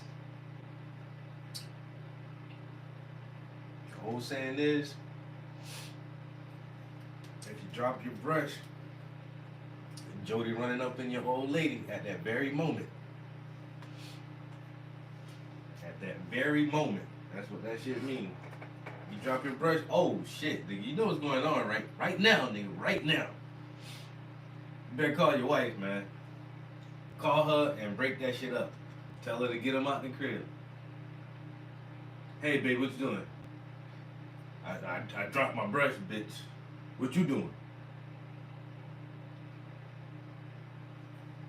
I'm just over here with Lisa. Lisa, put her on the phone. You ain't over there, no damn Lisa.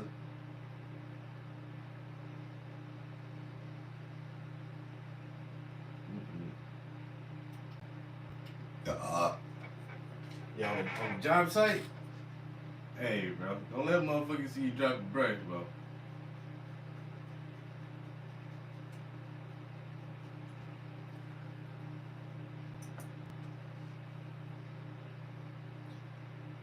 Motherfucker drop that brush. Damn, cuz. You know what I'm... You need to go take a break, man. Go have a little smoke break real quick. I know you probably got some things on your mind right now. You know, after dropping your brush and everything. You might need to go, you might need to have a little, go sit down real quick, call your old lady, bro. Go have a smoke break real quick. You good? I saw what happened. What happened? Nah, nigga dropped his brush. He dropped his brush. Oh, damn. It had paint on it? Yeah, it had paint on it. Where you at? Yeah, motherfucker out there smoking a cigarette now, for sure.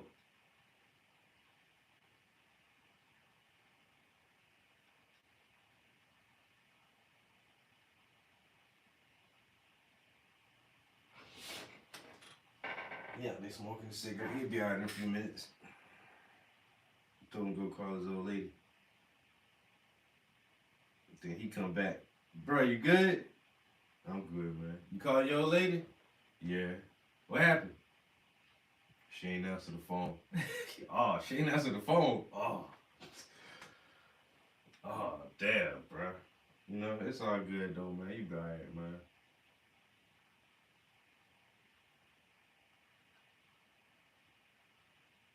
Nigga, if you want to leave work early, I go home early. Nah, you can't go home early, bro.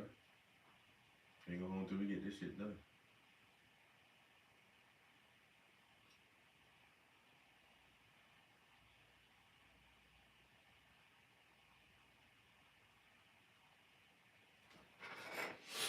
Nobody gets early out, son. Alright, that microwave stopped. I gotta eat my food.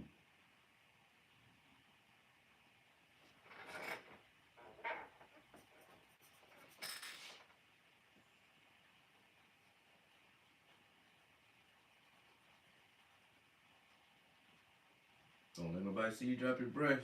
You'll never live it down. They're gonna hold that shit over your head for the rest of the day. For the rest of the day. You know that man dropped his brush earlier. Nigga, you still talk about that? That was like 4 hours ago. Okay, microwave, I hear you. I'm coming. I'm about to cook get my food right now. I ain't lying. I'm about to get it right now. Yeah, it was 4 hours ago. Did you drop your brush?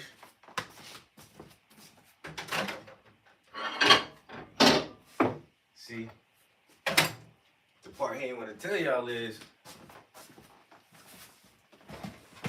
he called home and his girl ain't answer the phone.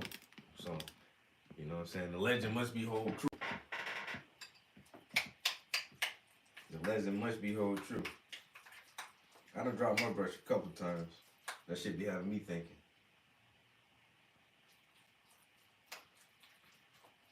I dropped my brush just now. Good thing I'm single.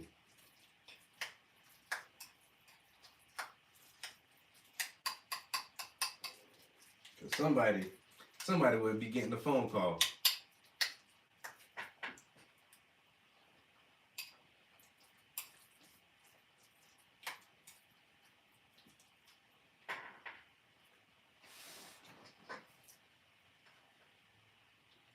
Porridge? No. Grits. Some leftover grits from yesterday. I cooked an ass of grits yesterday. I don't know why I cooked so much grits. It's actually grits and corned beef hashes mixed in here. Just I had grits, hash, and eggs.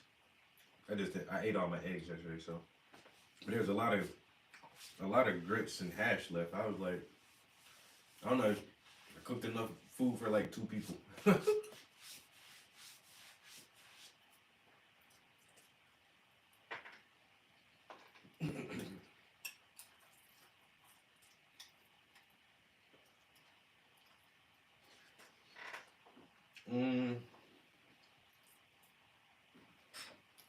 It's actually it's corn.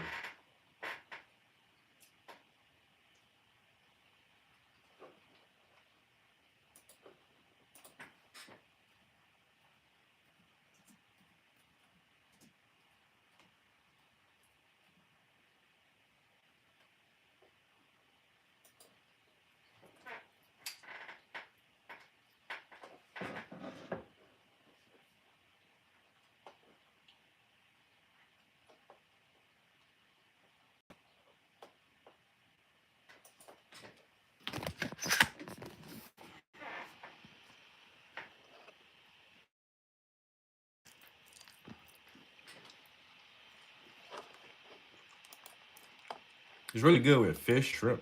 Likely you'll find this Southern cuisine on the menu. Of course, we were talking about grits. Yeah, it's a product Freeman's Mill in Statesboro has been churning out for more than 2 decades by using a unique, old-school method. Damon Jones has the story. It's truly a taste of the South. Whether you top them with cheese, bacon, or even shrimp, grits have become a staple for cooks around the region.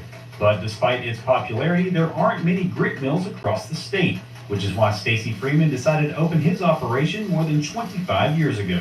There was need. We were growing corn and wanted some grits, and there wasn't anybody who could grind them. So we found a grits mill and started grinding it. Love the way it tasted. And so over time, people started finding out that we were doing that, and it just kind of grew from there to the point where we're now we're providing grain products to a lot of people. And now he's shipping his products to restaurants and schools all over the state. It's a demand that continues to grow because of the high quality and nutrition that is produced during the milling process. Our products are all...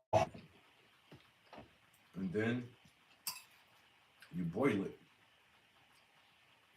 And most people like their grits savory. But some people like their grits sweet. I don't like it sweet, yo. So I put beef stock, salt, pepper, butter, onion. Well, I put minced onion in here, garlic powder, oregano. I put a little bit of gram masala, and yeah, really savory. I season it like you season meat, actually. And then it's a really like good breakfast staple of the South. It's very filling. Like mine are kind of dried out because, like I said, I cooked them yesterday. But normally it's more of more like a soupy consistency. And like I said, you can have it with like a nice piece of fish or some shrimp or anything for breakfast. But if you look up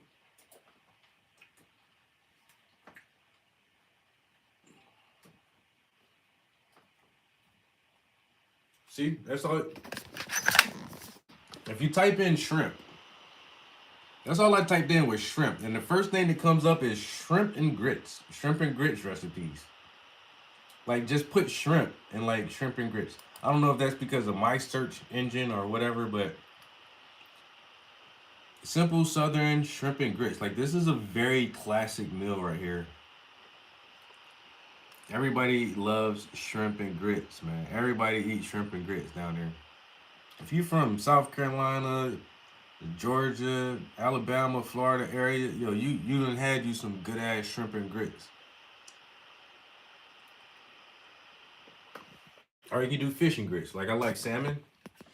Get you a nice cut of salmon and cook however you want your salmon. Cook your grits however you want it, and put them two together. Slamming salmon.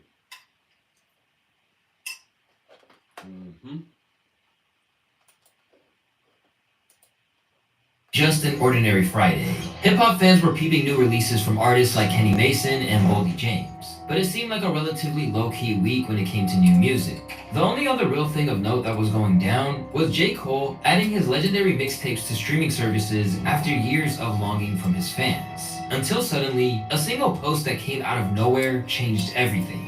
This year, Kendrick Lamar's X account has been on an unparalleled run, where everything that's appeared on it has been of major cultural significance. And after using it to debut his famed diss tracks, ranging from Euphoria to Not Like Us, and announcing his Super Bowl performance on the same account, he once again brought hip-hop to a standstill with the release of a surprise new album titled GNX. But what does the album represent? And does its content tell us whether K-Dot is returning to peacetime or ramping up for another war with the people that he's shaded on the project?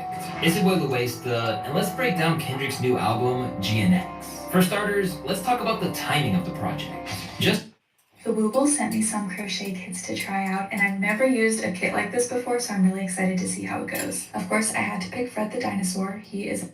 Days after he was crowned Rapper of the Year by Apple Music, people wondered how this was possible without him releasing a full-length album. So, just like he once silenced retirement rumors sparked by a Twitter user by kicking off the rollout for Mr. Morale, he's shut down his critics once again, this time by dropping an entirely new project. And when I say surprise, I mean it. According to industry insider Brian Zizou, even his label found out on Friday morning. Now, the record has made such an immediate splash. How the label ain't even know? Who mixing and mastering this shit? And he had features on it. Yo, this album is #1. Everybody who had a feature on that album, they have like top charting songs now. And his album holds, now I don't know if this is true, but I seen a post that said his album is the top 10. Like what's the greatest song in America right now? It's Kendrick Lamar's this song. And what's the next best song? Well, it's Kendrick Lamar's this song. Well, what's after that? Well, it's Kendrick Lamar. So his album holds the top 10 top songs right now. Is that even possible? I saw a weird ass post. I don't think that's true, but it is at the top of the charts. And so everybody who's featured on that album, they have chart topping songs right now. Period. He brought everybody. Let's go. Y'all want it? We about to go straight to the top with this one. All the rappers on there, accolades now. That shit wow. And how you ain't tell nobody? Motherfuckers kept a hard ass secret, bro. You got all the features, all the producers, all the engineers who are doing everything. Unless Kendrick done taught himself enough to do all that shit his damn self, but I don't see how. That's a lot to not even let your label know. Oh, I brought toast up here. I forgot to eat my toast.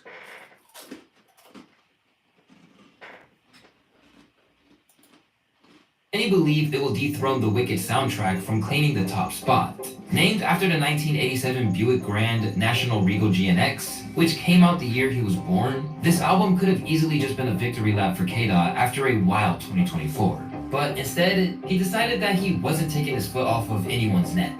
In fact, he took plenty of shots at both familiar enemies and even some new foes. So let's decode the project. Although it's essentially the intro to the album, the song Whacked Out Murals proved that Kendrick was ready to go to war from the outset. And after witnessing it happen from the shadows, he finally decided to speak out about Lil Wayne's grumbling about the Super Bowl. On the track, he references his Wayne fandom, as well as the response he received from Tunchi about his upcoming halftime show performance in New Orleans. Bumped the Carter 3, I held my rolling chain proud. Irony, I think my hard work let Lil Wayne down. This is a direct reference to everything that's gone down since it was revealed that K-Dot was scheduled to perform over the hometown hero, Lil Wayne. So, like I said, it broke me, and I'm just trying to put me back together. But my God, have you all helped me?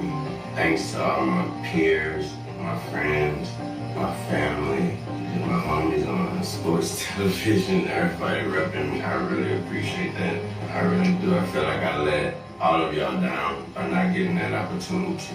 But I'm working on me, and I'm working. Thank you. As opposed to doing that work on himself that he alluded to, Weezy has continued to grow increasingly bitter over not receiving this opportunity and almost blaming K-Dot for it. Even as he was handed the key to the city, he controversially claimed that he had been robbed at Weeziana Fest. That moment I said to myself, I don't want to be on stage for the Super Bowl one day in front of my mom. And I worked my ass off to get that position, and it was ripped away from me. But this moment right here, they can't take that, man. They can't take that from me. Ladies and gentlemen, make some noise for yourself for being amazing. As if that wasn't enough to try Kung Fu Kenny's patience, Wayne decided to rock his OVO owl pendant in support of Drake while referencing Not Like Us at one of his shows.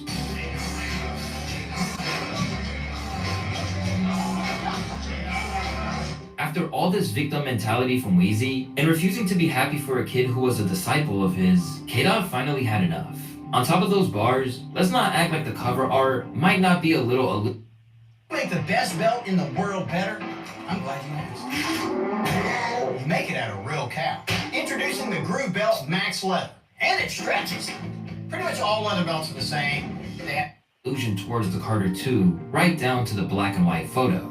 Clearly, the whole situation deeply bothered Kendrick. After all, this is one of his heroes who have been gracious towards him when he's shown nothing but love. That moment in the studio with Wayne, me and J-Rock in the studio with Wayne, I never told Wayne this. That changed my perspective about work ethic. Knocked out about 12 verses, and this is feature Wayne at the moment. And these not no motherfucking fly-by-night verses. This is set right there and thought out right in front of your face and smashing them. And he's excited about it, and he's loving the music, and he loves what he's doing. That gave me a whole nother appreciation. And we took that same intensity and that work ethic, and we applied it moving forward. I'm having that feature for all my life. Let's not forget that Kendrick is such an avid supporter of Wayne's that he even went out of his way to try and stop him from throwing his career away when he fell on hard times. Nigga talking about retiring and shit, nigga. Fuck that, nigga. I'm in the studio, nigga, with motherfucking features, nigga. Nigga, I seen you, nigga, in 2007, nigga, 2008. Nigga, I seen you knock out motherfucking 10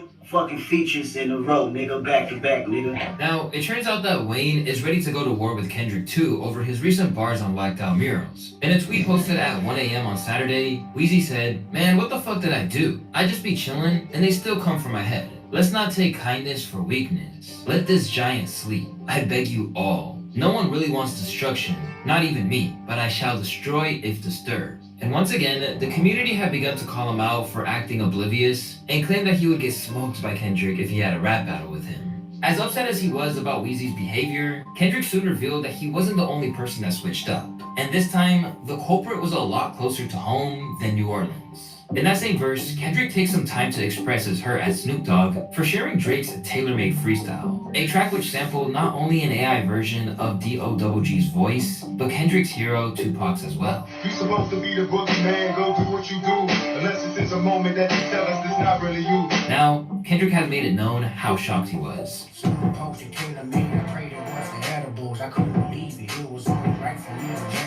And to clarify, K-Dot isn't paranoid. It really happened. For Dot, this must feel like a far cry from the days where he literally handed the torch of the West Coast to him in 2015. At that moment, a young K-Dot shed tears on stage for how happy he was to receive it. Mercedes never made this. Nigga, you got the torch, nigga, you better run with it. You better run with it, nigga, 'cause it's yours.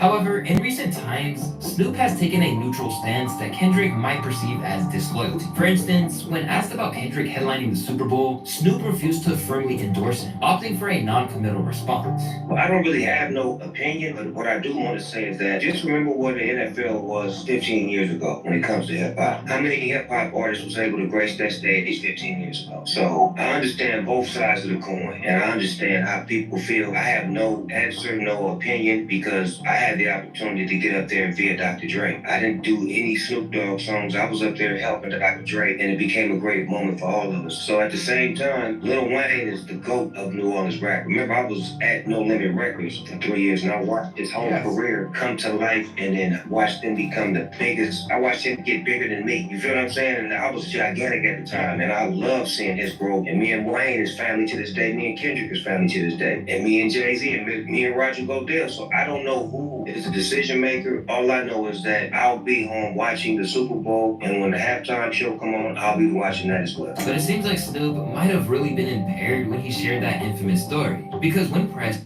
This is called a Shishibo cue, and let me show you what it does. Shishibo stands for shape-shifting box, and the more you play with it, the more interesting it gets. This ultimate... he immediately backpedaled and let K-Dot know that he's the ruler of the coast. K-Dot new album GNX, it was the edibles. West West King. Snoop's endorsement of Taylor Made wasn't the only way Kendrick clapped back at Drake's appropriation of West Coast legends. On the track Reincarnated, K-Dot sampled Tupac's Made Brothers from Gang Related. No man separate what we create.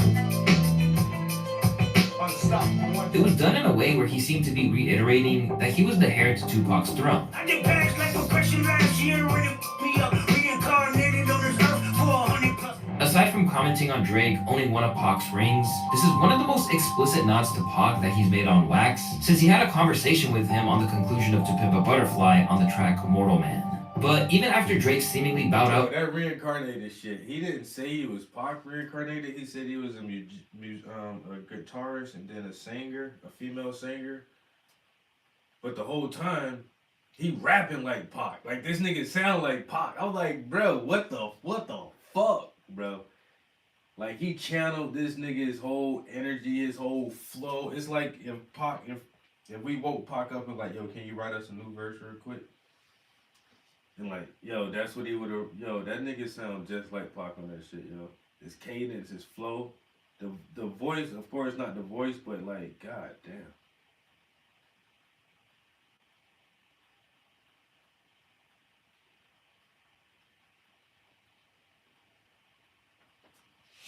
Nah, he went super stupid on that one. Like, super stupid. I went, bro, calm down. You make me not want to write no more. That's why I don't even want to listen to the album no more, man. That shit inspired me and killed my motivation at the same time.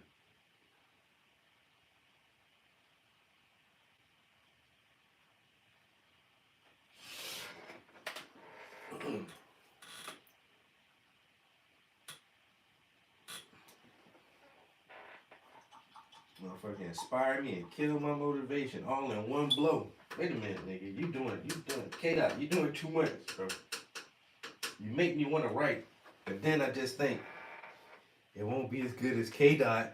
Like, fuck, bro. Who are you, you weird musical magician?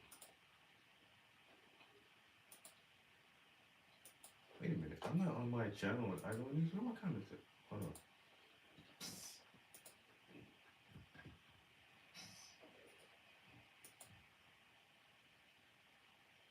Southern fried chicken and grits.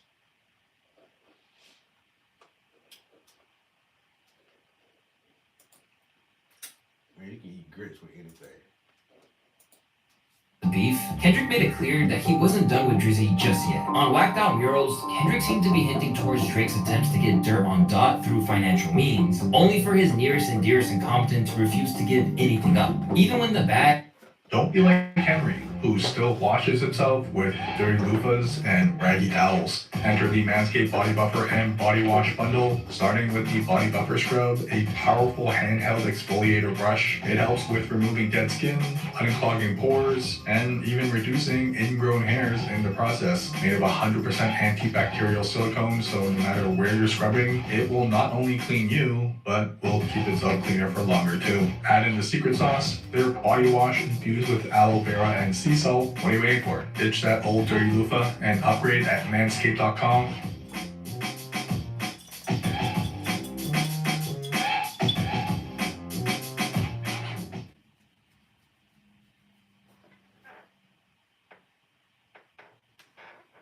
Cryptocurrency was waved in front of them. Niggas from my city couldn't entertain no boy. Promising bank transactions and even Bitcoin. Plus, he seemed to let it be known that there would never be a ceasefire either, insisting that there will be no mediation that could get them on the same side ever again. I never piece it up, that shit don't sit well with me. Before I take a truce, I'll take them to hell with me. Staying with Whacked Out Murals, even the song's title is a reference to the feud between himself and Drizzy. It alludes to this portrait of Kendrick that was displayed at the restaurant Misa Bor in Compton being defaced by sour Drake fans. Today, they celebrated K-Dot saluting them, writing on IG that, a few months ago, our Kendrick mural got hit. Of course, we were pissed and wanted to fix it, but it just kept getting worse.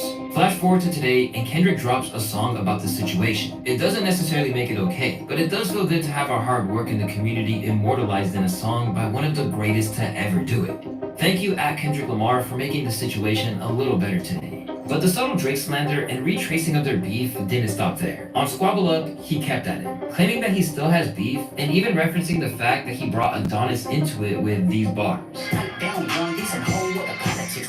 With them, that's some, that's a lot of. Don't hit them, you got kids with them, my apologies. Among the most overt displays of shade towards Drake that the project features is that Kendrick still made the Hard Part 6 as if Drake's diss track of the same name never even happened. But rather than focus on hate, Dot used it to specifically salute his TDE brothers, firmly ending any speculation that there was some tension between them. Not only did he salute Ab-Soul and his pen, claiming that he used to study his style, Dot also reserved bars for his PG Lang partner Dave Free. Nigga Dave had a champagne Acura. That nigga wore several hats, a producer, manager, director, and DJ. I watch him take some penitentiary chances to say the least. By doing this, he made it evident that all of Drake's attempts at tearing them apart, with rumors of Dave being the real father of his son, didn't put a dent in their bond.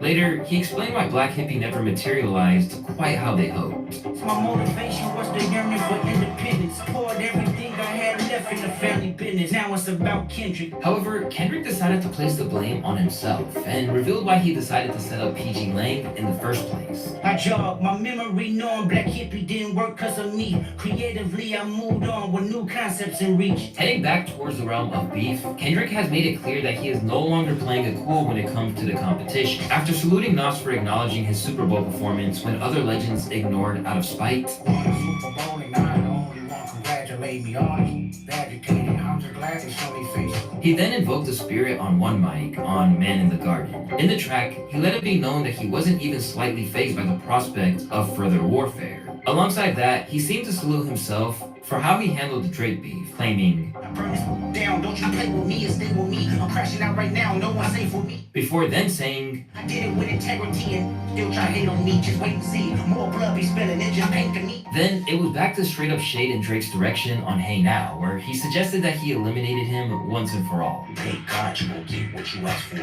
got the same 24, what you not for? I put a square on his back like I'm Jack Dorsey. As if this message wasn't clear enough, he really drove it home with the line, "The black know I just strangled me a goat." Drake is angrily throwing threes on his basketball court right now after that one. But alongside all of the hate, there is plenty of room for love here too. On Dodger Blue, he salutes the city of Los Angeles. And even then, he lets it be known that he's not to be played with. And after years of speculation, he seems to be finally willing to admit that he's really as affiliated to the streets as people have speculated. Because on this track, he let it be known that he's not a studio gangster. Instead, he's someone who's really grown up around the threat of violence and street politics. All my kids are sucking dick. Where all the music you could ever want will stream to your cell phone, why would I carry an iPod, and why are other people starting to? Let's talk about it. This is a 6th generation iPod Classic. I did a video a couple years ago on DAPs and why it's nice to carry a DAP other than just a phone, but I've also done videos on why you might carry something like the Quest Style M15 and just use that. And an iPod, well, these have been around for a while, but there's a lot of modifications people are doing to them these days. This 6th generation iPod Classic has had storage swapped out for an SSD, and the operating system swapped out for something called Rockbox. Now, Rockbox is pretty cool. As you can tell, this doesn't look like a normal iPod. Listen to that sound. Very satisfying. That's because Rockbox is actually a custom operating system, so you can put themes on this device. Now it's a sort of Spotify-like theme, but it doesn't stop there. You can also just drag and drop files straight onto it without having to use iTunes to sync, which is really convenient. And there's a lot of sound settings. You can limit the volume, you can adjust bass and treble, you can adjust the overall tilt from 20 to 20 kilohertz. You can set a balance between left and right. You can set separate equalizers between left and right, as well as a more in-depth equalizer on here. You can adjust the filter, you can adjust spatial audio settings. You can even enable crossfeed and adjust the crossfeed settings, how intense it is, what it's doing, what kind of gain it's adding. You can slow and increase the playback speed, so many things. And also when I lock the iPod, it puts the display to sleep immediately. You can also do other things. You can control your computer with this and use it as a mouse, but what I use it for is simple, for my IEMs. Now something like this is certainly strong enough for a lot of headphones. It's good for things like the MDR7506. It's good for things like the CD900ST, the Beyerdynamic DT900 Pro X. Of course, it's not going to power your super hard to drive planars, and some of your 300 plus ohm headphones will struggle a bit. But for the other headphones I listed, even things like the K361 would be perfect for it. Well, I use IEMs. Now, I know I'm not alone in this. There is a massive community of people, audiophiles specifically, who are really into iPods. And I know there is a iPod out there that has a better DAC than this one. But honestly, I don't think it's the end of the world. I think this one sounds just great, especially with all the different DSP settings that I have available. And again, unlike streaming, I don't ever have to worry about my music randomly disappearing when I'm searching for an album. It's just gonna be there. So this is the IE600, one that I have enjoyed for quite some time now. I still carry them around, and I love them with this iPod. It's a nice way to listen to music without any distractions at all whatsoever. The battery life is absolutely insane. You can just listen for days on end sometimes. Without a hard drive in it, it's extremely light, much lighter and much smaller than pretty much all the DAP options you can get on the market. Most of those are bigger and heavier than your average cell phone.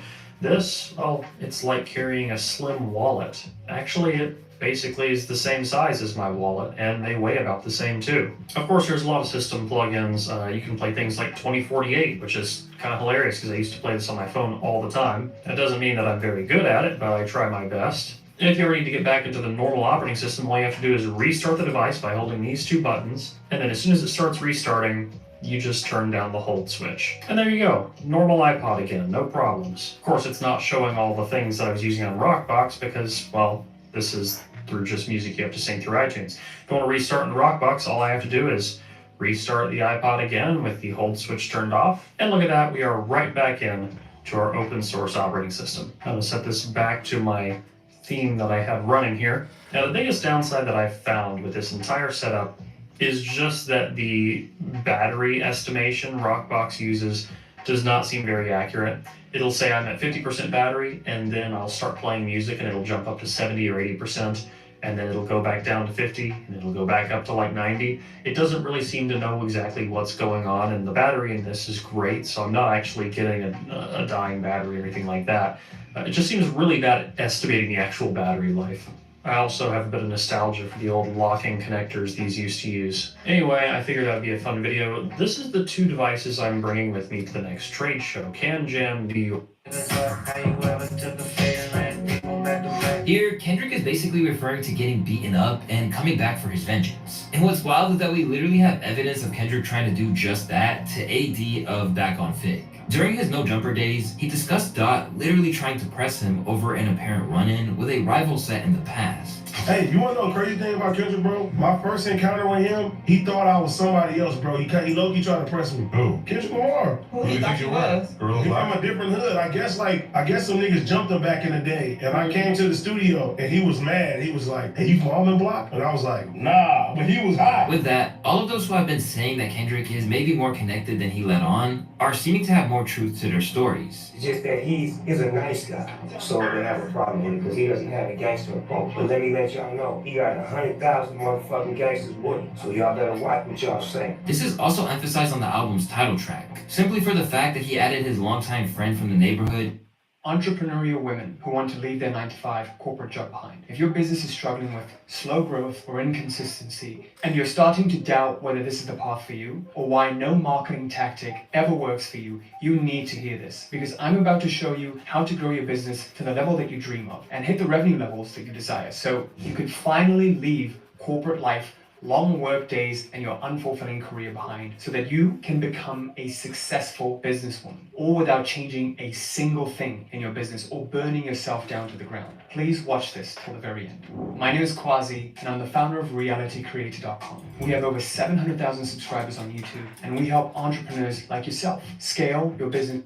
And real-life Pyru Hida J3, who had been labeled his goon on the track list. Throughout the course of the beef, Hida took up for Dot whenever he could. He was posting tweets like, "Tell your man since he's so tough, come to Compton, not LA. At Drake, they not the same."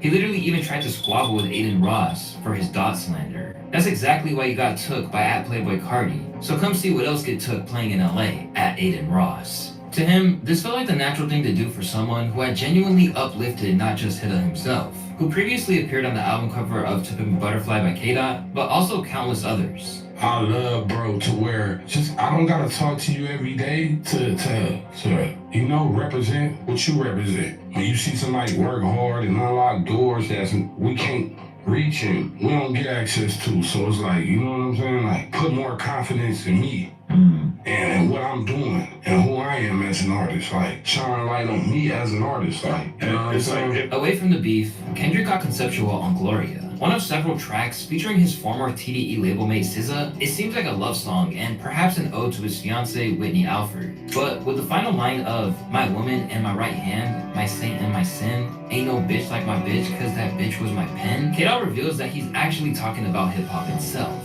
In this sense, K-Dot is carrying on a proud tradition of rappers writing about hip-hop in metaphorical terms as a woman. Way back in the day, Common did the same thing on I Used to Love Her, while Eminem did something similar on the song 25 to Life. Meanwhile, on TV Off, Kendrick spends a lot of the track saluting Mustard, or as he said it,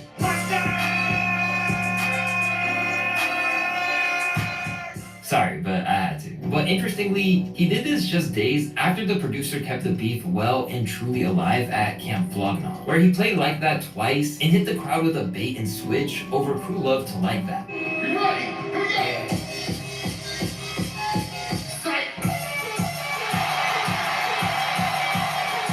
So it's only fair that he gave him his flowers with that now iconic Mustard scream. But amid all of the smoke that Kendrick gives out on this project, it should be noted that it's not just rappers that got his wrath. Because in a surprising turn of events, he seemed to throw shade at a comedian too. To be specific, he dissed Andrew Schultz of all people. Don't let no white comedian talk about no black woman that's lost. This likely refers to Andrew's controversial take on what he termed as the black girlfriend effect, in which he spoke about black women in a derogatory fashion. What is the black girlfriend effect? You just blow up the other culture. Yeah, so you'll see a guy who's had a black girlfriend, all of a sudden he's got a buzz cut, like clean shape up.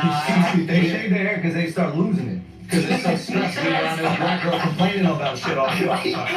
That's why they gotta shave their Nah, neck. bro. White guys with black girlfriends, They grow a step- beard they step because it there's up. more cushion when they get slapped the fuck out of them. That's hilarious. I think the black girlfriend effect, it might be a protective instinct, bro. An album that's filled with love, hate, and everything in between, Dog gave us a lot to ponder on this project. But with so many beats coming from the Bay Area sound that made Not Like Us a smash, it's clear he's having fun with it too. You know, anybody's like, Kendrick's music's not catchy. It's boring. He just makes like snoozer songs, like sleepy ass music, da da da da da. Like, you know, I'm sorry. How is that not a bop? Yeah, there you go. How is that not a bopper? That ruled. It was so funny. It was fun, man. And straight away, even some of his fellow rappers have been left in awe. After listening to it, IDK said, "If you're not coming like Kendrick, don't even try to drop. The bar set." Soon, Russ also saluted Doc's incredible work. New Kendrick album is elite, but not everyone is happy. Straight away, the OVO Avengers were trying to talk down on the record, only to get clowned for it. Such as the Academics-owned X account that said, "Bro went 0 for 12. Meanwhile, on Academics' live stream chat, the majority That cow-farts are the #1 cause of rising sea levels in our world, and those bastards aren't getting away with it. Introducing the Groove Belt Max Leather, made from real dead cows. Saving the world, keeping your pants up, and of course it stretches. Pretty much all leather belts are the same. They have holes in them, they're hard to adjust. Those holes wear out over time. They're rigid, they're stiff. If they are flexible, then agree that the project was fire, while others decided to question how he heard a 44-minute album in 5 minutes. But it should be noted that Academics doesn't actually run that secondary account. Instead of jumping to conclusions, he actually listened. You know, I see a lot of people, I see a lot of Drake fans hitting me. I think they wanted me to shit on it. I get we're in this politics era, and I keep calling this the election, where it's like, yo, if you're a Democrat, you can't admit that a Republican said anything you agree with because you're just on your side. This is almost like gangbanging damn near. But in reality, bro, this was kind of, and I see some people say it's better than what, or Untitled Unmastered is better than this. Well, Untitled Unmastered is a very integral, like when I always said to Pimp a Butterfly, I ranked it high, but it had low replay value. This is Kendrick trying to also find that good medium of songs you guys could listen to over and over, and then songs with a message that is probably deep or heavy that you might not listen to all the time. And I think the best way is to find a balance. I think he's trying to find a balance, if you ask me. So I know some Drake fans wanted me to like shit on it. I'm not gonna lie. I think it's good. I think it's a good tape. Right? Now, if this was his album, I'd probably say it's a little bit above average, but it doesn't come nowhere close to how those albums are kind of being critically acclaimed, right? Although he tried to resist, he was ultimately forced to admit that it's great. Let's see what y'all are feeling about it. I can't sit here and in good conscience tell you this is whack. For me to say that would be me lying, and at the end of the day, I love music, even if I have my favorites on one side, and I don't think it's whack. I don't think it's whack. Okay? It kept me interested. You threw a few jabs, you still say some shit. Alongside the album being a musical triumph, Act also had to acknowledge that this project addresses criticism that he didn't do enough for the West after the pop out. After Not Like Us came out, Academics said he had to make amends for using the hyphy sound, despite not being from the Bay or really putting on for local artists. He might need to give a feature. Who might need to give a feature to? How many features he might need to give? Because also, let me ask you a question. The song that some people believe that Kendrick just defeated Drake with, Not Like Us, is a song that definitely uses a Bay Area sound. Kendrick is not from the Bay Area, but that is still part of LA culture, it's still part of the West Coast. But with that being said, you know how many people have used that sound that never popped? Does Kendrick owe them a feature? Yo, you just won your beef, or you just came up on your beef using our sound. Let's use the same logic, people. Yo, bro, let's up with a feature. You're capitalizing off our sound. That's like just like what Sauce Walker said with the Jersey Clubs and shit, right? But now that he's had Dodie 6 on Hey Now, AZ Shike on Peekaboo, Wally the Sensei on Dodger Blue, Hida J3, Peso, and Young Threat on this project, it's pretty clear that he's got his ear to the ground of what's occurring in Cali hip-hop. Before you ask a personal question, you gotta retract what you said. About what? You said Doc wasn't gonna give none of them niggas on stage no features. He put all the young homies on from the city on the album. Well, this is what I would say. I think I'll say something better. I think we encourage him to do that. I don't care why he did it, but he did do it. So I'll give him credit for doing it. So and I thought that was a great look. I thought it was a great look, even though he could have still named them on the songs because we got to do some Googling, but fans do that anyway. But I do think that was a good look. That was a good look, Andy. With GNX, we get an album from Dot that explores all sides of him, permitting his hate and anger to coexist with his desire for peace. In essence, it's a true Gemini's album encompassing everything that's inside. In fact, he seemed to hint at the concept behind it in an interview from just last month. I don't believe I'm an angry person, but I do believe in love and war, and I believe they both need to exist. And my awareness of that allows me to react to things, but not identify with them as who I am. Just allowing them to exist and allowing them to flow through me. That's what I believe. Whatever you think about the record itself, it's clear that it stopped the world in its tracks, and once again proves that Kendrick is at the top of his game right now. Once again, these words relate to what he said as the Super Bowl announcement came to pass. Rap music is still the most impactful genre today, Lamar said in a statement at the time. And I'll be there to remind the world why. They got the right one. On GNX, he can consider us reminded. And if DJ Head's recent tweet is anything to go by, this might only be just the beginning. It's your boy The Wasta, and if you guys like this video, you're definitely gonna like one of the 2 videos on the screen. Till next time, my friends, peace. Yeah, perfect timing. That video wrapped up the same time I got wrapped up cleaning my brushes out, and I think we did a pretty good session for the day. We had 269 minutes, about 4 hours. Did about 4 hours this morning. That ain't bad at all. And I'm saying this painting is done except for the hair. I ain't lying, people. I don't really means to an end. Yeah, no problem, bro. I don't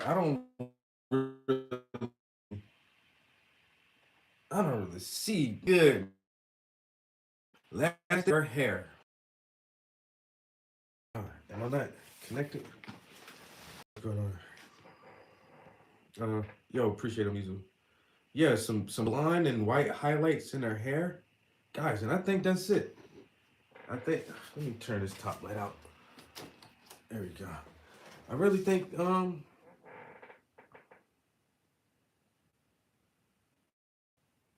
I'm supposed to have a photo shoot tomorrow or Thursday, so we'll get. Yeah, the stream is. I don't know what's going on, but we're wrapping it up.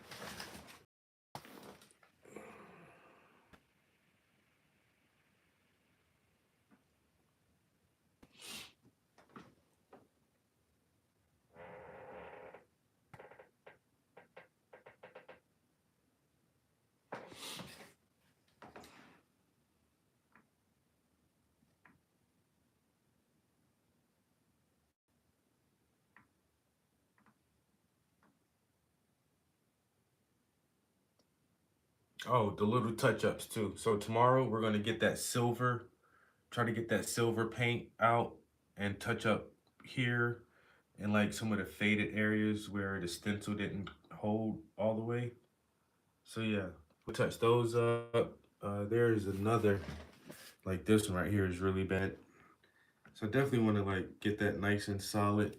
But yeah, her hair, a little bit of touch up on the background. And yeah, we're good after that, people.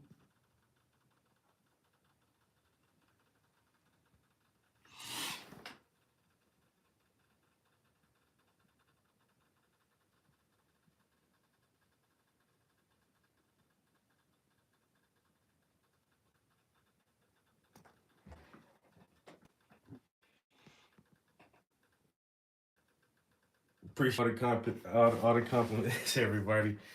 Hey, we worked on this for a while, man. We've been at it for a couple weeks, you know, and I think yeah.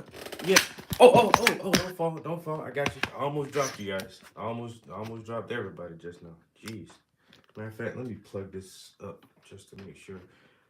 Thank you, guys. We are right at the end of this thing. Like I say, tomorrow, no matter how long it takes, once again, I'm off tomorrow. Depending on if I do the photo shoot or not, but we'll do another 4 or 5 hours up in here if we have to. And I really think, I ain't want to drop you on the floor. Boy, be careful with me, dog. You almost dropped me on my head. I really think we can finish it tomorrow. I don't see why we can't. I don't see why we won't be able to finish it tomorrow. There's a good chance I come back up here and touch up the background this evening or this afternoon sometime. Cause it ain't even 10 o'clock in the morning yet. I got all day. So now I do want to let the hair dry a little bit before I detail that, but the background, that ain't shit. I can do that anytime today. So yeah, look out for another live stream from me. We might come back up in here later today and try to get the background touched up and squared away. And that'll just be less shit we gotta do tomorrow. So you guys are fantastic, phenomenal human beings. I appreciate you every time. Love you guys. Thank you for being in the stream and chilling with me and checking out the progress on the paintings. I hope y'all enjoy the rest of your day, and I'll get with y'all next time. Peace.